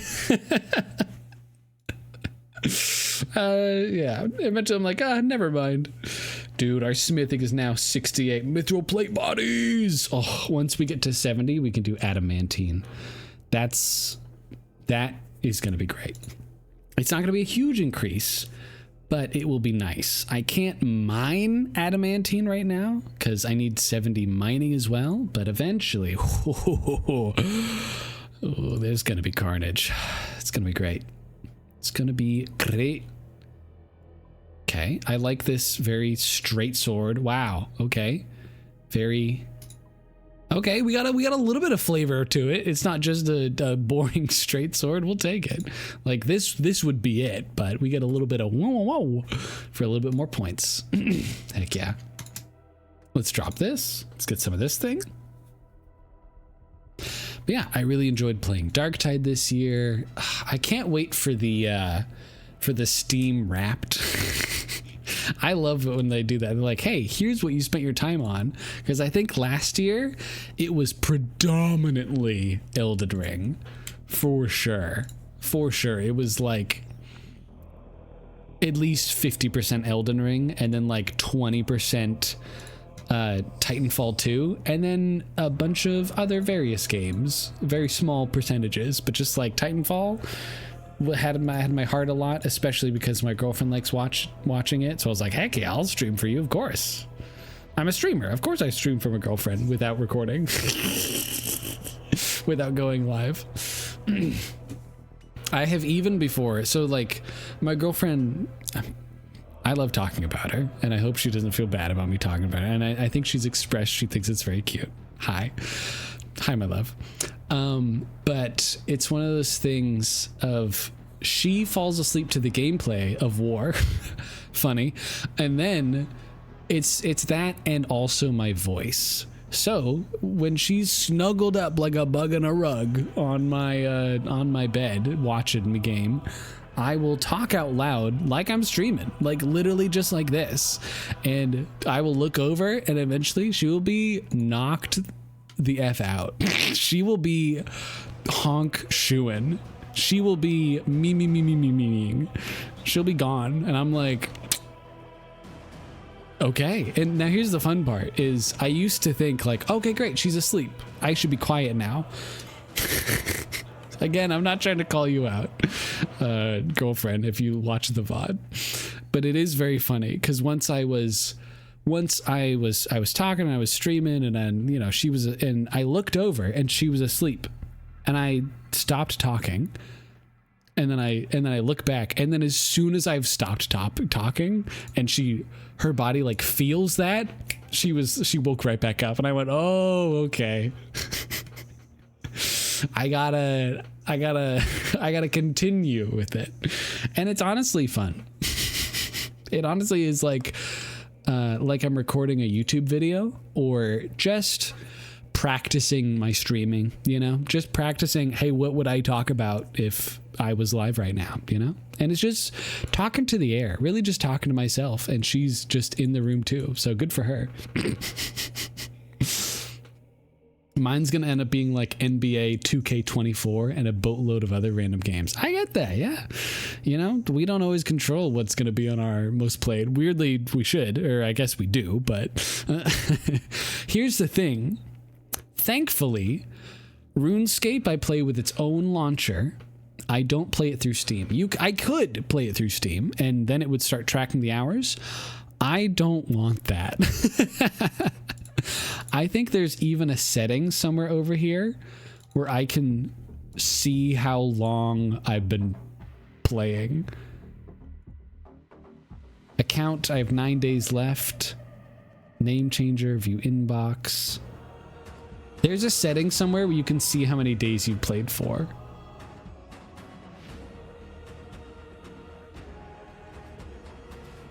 I'm not gonna find it right now. I thought if I could find it super quickly, but there is somewhere where it could be like, yeah, this account is like 3 months old. And I'm like, ooh, 3 months of game time. Ooh.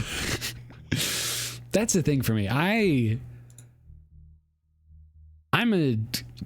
want to say a casual gamer, I guess, even though I game more frequently than any of my other friends. I am the most gamer that I know, but it's one of those things of like, if I look at my games, the most played one, because I was streaming it, was Brawlhalla. And I'm not talking bad about Brawlhalla, but like I streamed it for like a couple years. Brawlhalla, I have 787 hours. And that's my most played game ever because I was making content with it, you know? I was playing it, talking about it, and doing that a couple times a week for months. And so, what? That's 787. I'm just going to pull out the calculator. I'm not even going to try. 787 divided by, you know, there's... Let's say I game for 8 hours a day, like it's a full-time job. That's 98 days, work days, 8-hour days of playing the game, which, you know, divided by 5-day work week, that's 20 work weeks, which divided by 4 weeks in a month, that's 4.9 months. That's nearly 5 months of playing Brawlhalla full time as a job. That's insane. And I did it for way longer than that, of course. But I'm just like, that's insane, dude. Me on COD, where I'm sure I have like 800 hours. Like for me, 800 is huge. That's a huge amount of hours. That's crazy. Because I think my second highest is Terraria with like 400. And Brawlhalla only got up that big because I was streaming it. Yeah, Terraria has 370. And then what? What about Darktide? I'll look at Darktide in a second. It's crazy. Yeah, it's like 100 working days. Oh boy, 5 months not paid to play. Here, let me look at Darktide. Darkest Dungeon, I have 70 hours. Darktide, I have... They're not going to tell me. I'll update, and then you got to tell me, okay? I gotta watch my heat over here, though. Sorry, hold on. I go like this.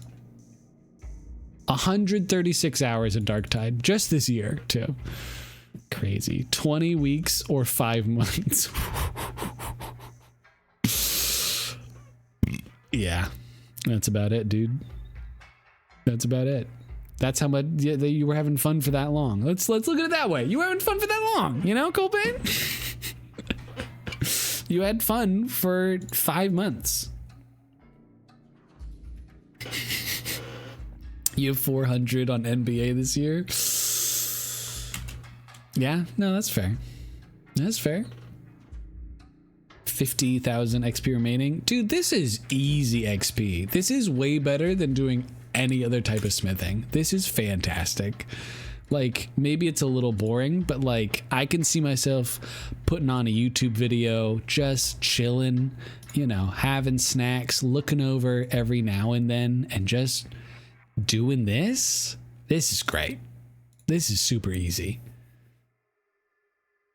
That's the mold I'm going with. Like, we're holding full conversations. I don't know how many swords I've done today, but we're at 750. So we've used at least 250 mithril, and if we're using 14 at a time, do the math.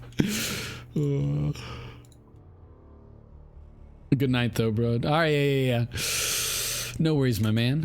Thank you for stopping by, Colbane. I hope you had a good night. Thank you for hanging out. It's good to talk to you again. I'm going to be here for like 20 more minutes, and then I'm hopping out too. Well, I'll probably be able to do maybe one more sword and then call it good.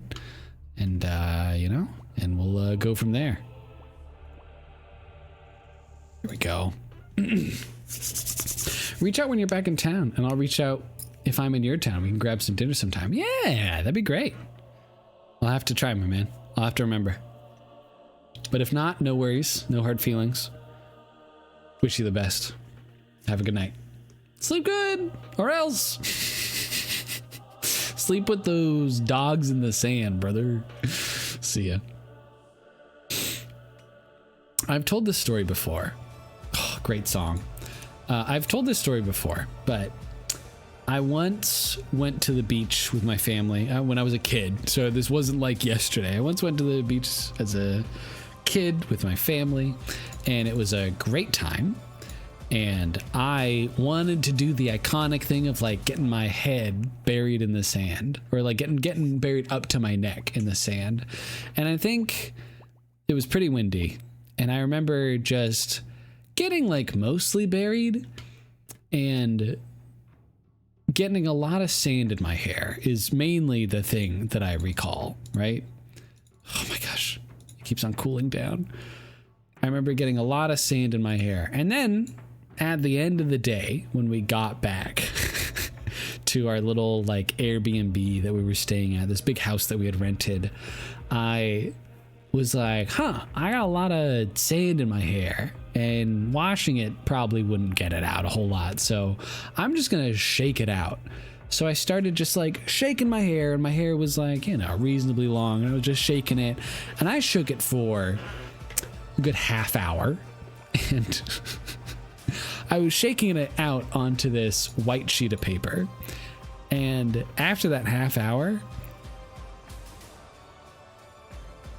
I made this pile of sand about the size of my thumb, just like piled up that thick high and about that round of sand. And I was just like, and it wasn't like gross. I was like, yeah, I was in the sand all day, and this is a lot of sand, and I have a lot of hair, so it makes sense. But the worst part was that for some reason, the sand being in my hair had turned the sand green. It was nasty. And I was doing this at the dinner table too, because I was a dumb little guy and didn't know what I was doing and didn't know anywhere to do it because I wanted to hang out with the family. And I remember my older sister visibly being like, Froth, that's gross. You should like go wash out your hair or something, because there should be no reason that your hair is turning the friggin' sand green. And I don't know like why it happened, but I'm just like, yeah, at one point in my life I got sand in my hair and I friggin' my chameleon body turned it green. Gross. Also, this is a great song.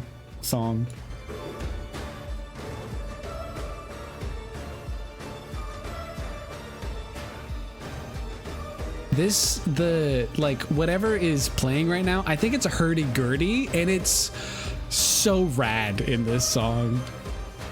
Burp, burp, burp.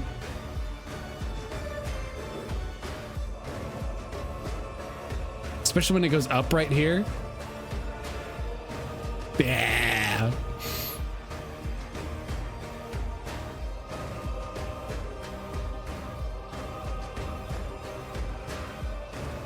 Yeah, it's a good song. Darktide's got some sick music. And this year I started taking all my liked songs, like this one, it's in my liked playlist, and looking up their BPM and their key and their pitch and everything, so I can try to find songs that match together so I can make mashups. And weirdly enough, this song, I know it's ending, but this song matches the exact key and tempo as Sabrina Carpenter's Espresso.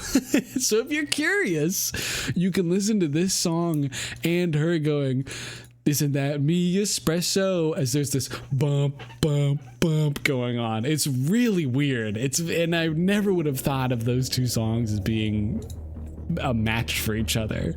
But it's just one of those things of, if you have the data, you can see how the stars line up, even if they don't normally. Dude, it's crazy. It's crazy. Sabrina Carpenter Darktide crossover when.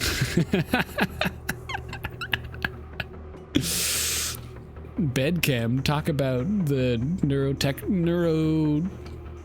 neurological chemicals that they use in the friggin' I've lost the joke. I couldn't do it fast enough, so therefore couldn't do it. Not worth it. Can't keep it up. Stars. Not in alignment. What else? We're kind of nearing the end. I got 13 minutes left, and I should be able to do one more sword in that time for sure. There you go. Hand in. How many points do we have at the end of the day? 11,000 smithing XP and 22k coins. You love to see it. If I do shop, I have 1,000 points, and I need 3,000 for this. And I need a bunch of other stuff for this. I want to get these outfits, and I just need to get the money. I've been using the money on this because even though it's, you know, it's nice to buy,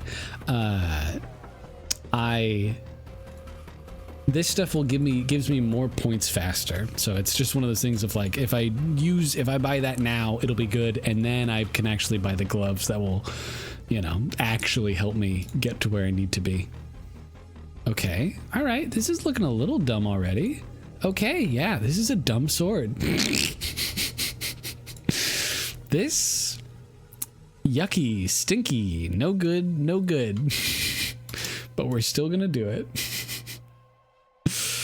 We're just not getting as many points. I'm not trying to points max. I've been ruining swords left and right tonight. I'm not worried about it. Oh boy. So hear me out. I'm talking about the game. RuneScape. I've been enjoying it. I was looking at my stuff today, and I tend to fall into these rabbit holes of research. I was talking about how fun it is to do a lot of research today, and just in general for this game, and it really is. But like today I fell into a rabbit hole of researching because I was looking up Giants Foundry, and I was like, okay, cool, I can get these gloves from this guy. If I get enough points, I can get these gloves, and I can combine them with the ice gloves that I can get later somewhere else, and combine those to make these good gloves. And eventually I started like bouncing between a bunch of stuff. I was like, all right, well, I'm going to be able to smith adamantine soon. So like, where do I start getting that? And then like, oh, if I need that, what do I go for this? And eventually I started finding myself in like looking at one of the completely different skills, like hunter, because I think I was like, oh, my hunter skill is really low and I need it to be higher for something with smithing, which makes no sense. But it's, oh right, there's some special armor I can wear. Oh, this is the wrong thing, or it's too early, it's the wrong temperature. If I get my hunter up higher, I can get the rock armor 3 so that when I mine adamantine, it will be faster slightly. I'll have a 10% chance of getting more ore. And then I was like, well, how do I get my hunter up? And so now I'm like, well, now I got to learn how to catch birds.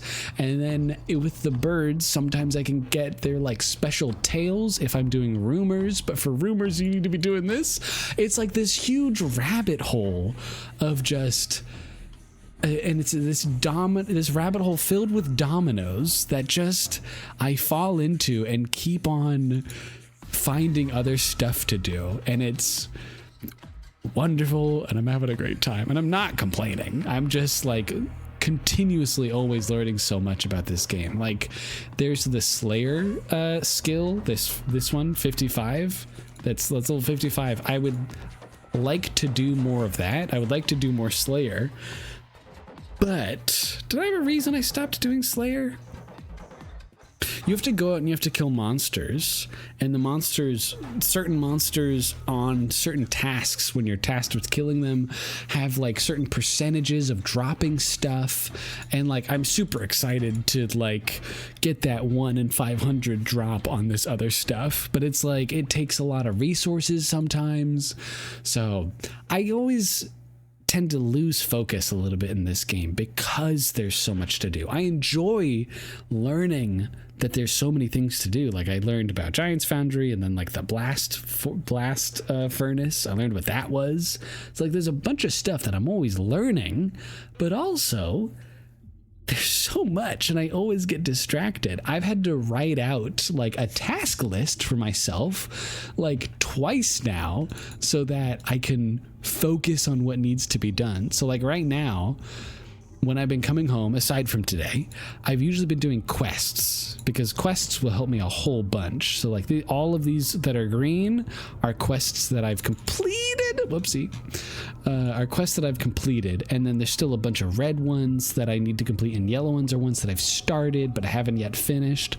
And I want to get all of these green because I was kind of feeling there's so much to do in this game, right? And I'm starting to feel a little bit lost. I was like, I don't really know where to go or what to do because there's so much to do. There's so many options I can't choose, which is always a fun problem to have. And so I was like, let's just do the quest, because I was also starting to look and trying to look at other players and see what they do, and a bunch of them were like, well, if you want to defeat this boss and get this drop, which I want, you should have this stats because this is for a mid or high level player. And then I was like, well, like, what does that mean? What's a high level player? What's a low level player? Because all my stuff, nearly all my skills are above 50. Like my lowest is my hunter with 21, and my second lowest is what, thieving or herb lore? Yeah, herb lore and rune crafting. And I was working on rune crafting a little bit this month. So it's like most of my stuff is at 50. And one would think that if the max any of these skills can be is 99, that like I would be mid. Wrong. I am apparently, with my stats, I'm an early level character, because if you want to have mid-game stats, your stuff should be at least at 70 or above. And if you want to be end game, your stuff should be 99. And I'm like, what do you mean? It's insane. It's absolutely insane. So I kept on trying to like get distracted. So right now I'm trying to get out of the early game. I only got 6,000 for that. So right now I'm trying to get out of the early game. I'm trying to do all my quests, and then I keep on getting distracted by, you know, doing smithing and doing this stuff because I can do the mining at work, and then I can come home and make the friggin' swords. I'll do one more. We can do one more. Narrow heavy, and I'll keep it fast, maybe. We'll do this one. We'll do this one. Yeah. We'll do this one. Yeah, look at that. Oh yeah, this is the straight and woo. You get it. You know what I mean. You're putting down what I'm picking up. There we go. Get a little bit of this, get a little bit of that. Easy peasy. And we're almost there. We put those in. Step 2, we put those in. We turn on the oven. We pour out the oven's contents. We do not let the oven cool down. Then we cool down the oven. I lied. We cool down the sword a little bit. I'm not even going to refill my bucket. You know, we're going on speed now. There we go. We dash over there. We're sprinting. We're running. We're panting. We're sweating. There's lava nearby. Why wouldn't we be sweating? And then after we do this, we're going to warm it up a little bit in here. We're going to do a second hit. We're going to cool it down. And then we're going to go over to this one. It needs to stay a little bit warm. Now I'm just talking you through it. Now I'm just here. But there's so much to do and so much to see. So what's wrong with taking the back streets? Especially because there's so many things like this in this game. Like this, what I'm doing right now, this is a mini game. This is something that was added like this year, or like in the last couple years into the game, to make smithing easier for people. because all the other ways were maybe too tedious or, you know, not as fun. So like this is like a new thing, and there are so many activities like this. Like this is Giants Foundry, but like Barbarian Assault is something where you can get a bunch of different armors. Like in this one that I'm doing right now, Giants Foundry, this giant, I'm working for reputation, and the reputation I get is for like the gloves that will make this better. There's like constantly in this game, they're always like, hey, if you do this a little bit, if you do this for long enough, you can get rewards that make it faster and easier and better. And I like that. I like how it's kind of, maybe they're not always, the rewards aren't always super helpful outside of the mini game. Like I think the Smith gloves is good specifically for this stuff, but like it's nice because now if I want to do this more, I have an easier time doing it. And it feels a lot like real life a little bit. Well, it's a video game, but it feels like that's kind of what this game kind of tends to do. They kind of tend to be like, hey, the more you do it, the better you get at it. You know, because in the very beginning, you can't even like hit a chicken consistently. But if you keep on trying, you eventually can smack a chicken in the face with surprising accuracy. Eventually. And I like games that do that. I love it. I especially have learned that I love games like Terraria, where you start off incredibly weak, incredibly just like hitting single digits, and then eventually you start to like be so powerful that like I can kill a chicken in one shot. I know that's not talking a whole lot of, that's not super impressive, but it's that power creep is what I love, where you're so weak in the beginning and slowly but surely you become a menace to the things that once bothered you. And I like that you can do that for more than just combat. I like that you can do that for skills where like, hey, I'm going to get this smithing clothes from this guy and I'm going to be able to smith even better. And that I'm so excited for that.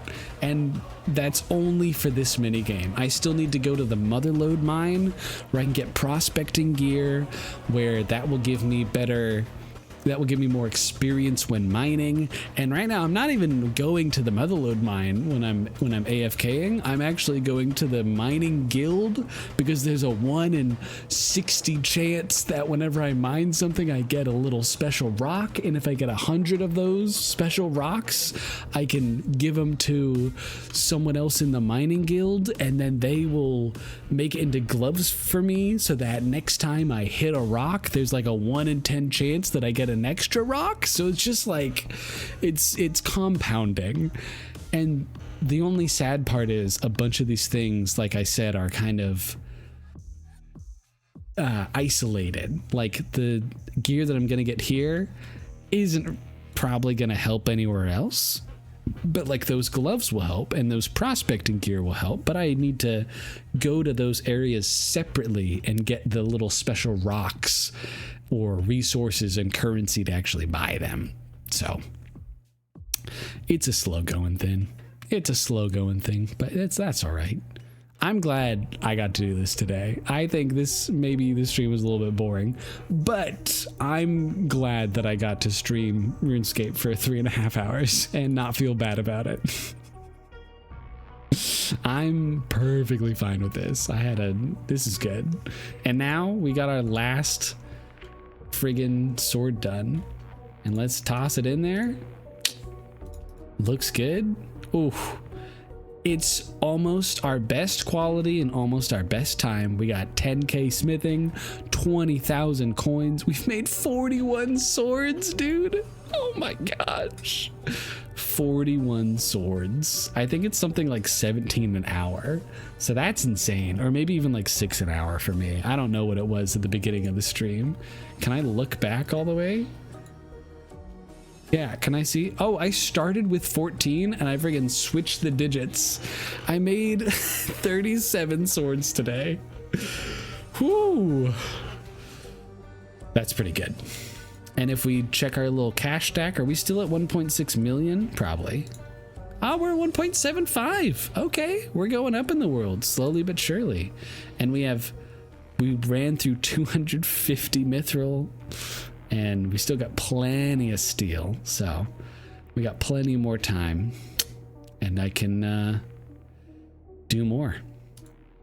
I'm going to get myself to the next place that I need to be. I need to be in Falador. So this is so while I'm at work, I can do my stuff. I'm going to be getting 3 air, 1 water, 1 law. That way I can just teleport. I'm going to get my little pickaxe in my hands, and then we're going to Falador. There we go. And we're going to go over here. And we're gonna go to that mining guild, and I'm gonna set myself up for success. That way, when I get in tomorrow morning at my job, I can just once every 2 minutes click and mine some more mithril, and all that 250 that we used tonight, literally gonna, well, I don't know when I'm gonna smelt it, but I'm gonna be friggin' just doing great. I'm going to be mining 250 more mithril tomorrow, because that's usually what it takes, or like what I can get in my work day. And then I'm going to, at some point, I'll smith it, or smelt it down into bars, and then I'll be right back in the Giants Foundry. And see, look, I click once, and then I wait 2 minutes for it to be done, and then eventually I look over and I click again, and it's just that easy. It's fantastic. It's an easy time, and I'm here for it.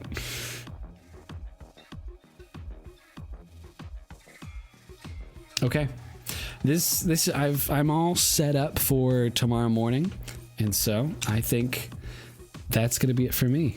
I'm glad we could have a little bit of. I'm glad we got to listen to a bunch of cool soundtracks today too. I think that's pretty fun. Can we end with data interference? Now, this one's so stressful. What about this one? Nope, not that one. What about this one? Nope. Nope. Yeah, I'm fine with this one. Thank you for hanging out. Thank you for watching. Thank you for listening. Thank you for falling asleep to the sound of my voice. If you did any of that, great. If not, no worries. I will be back for sure in 2 weeks, maybe sooner than that. Can't promise anything, but I do want to. But that's not fair, so I'm going to work on that. I'm going to work on trying to figure that out. But for tonight, I hope you sleep well. This has been The Froth. I hope you stay frothy, and I will see you next time. Bye-bye!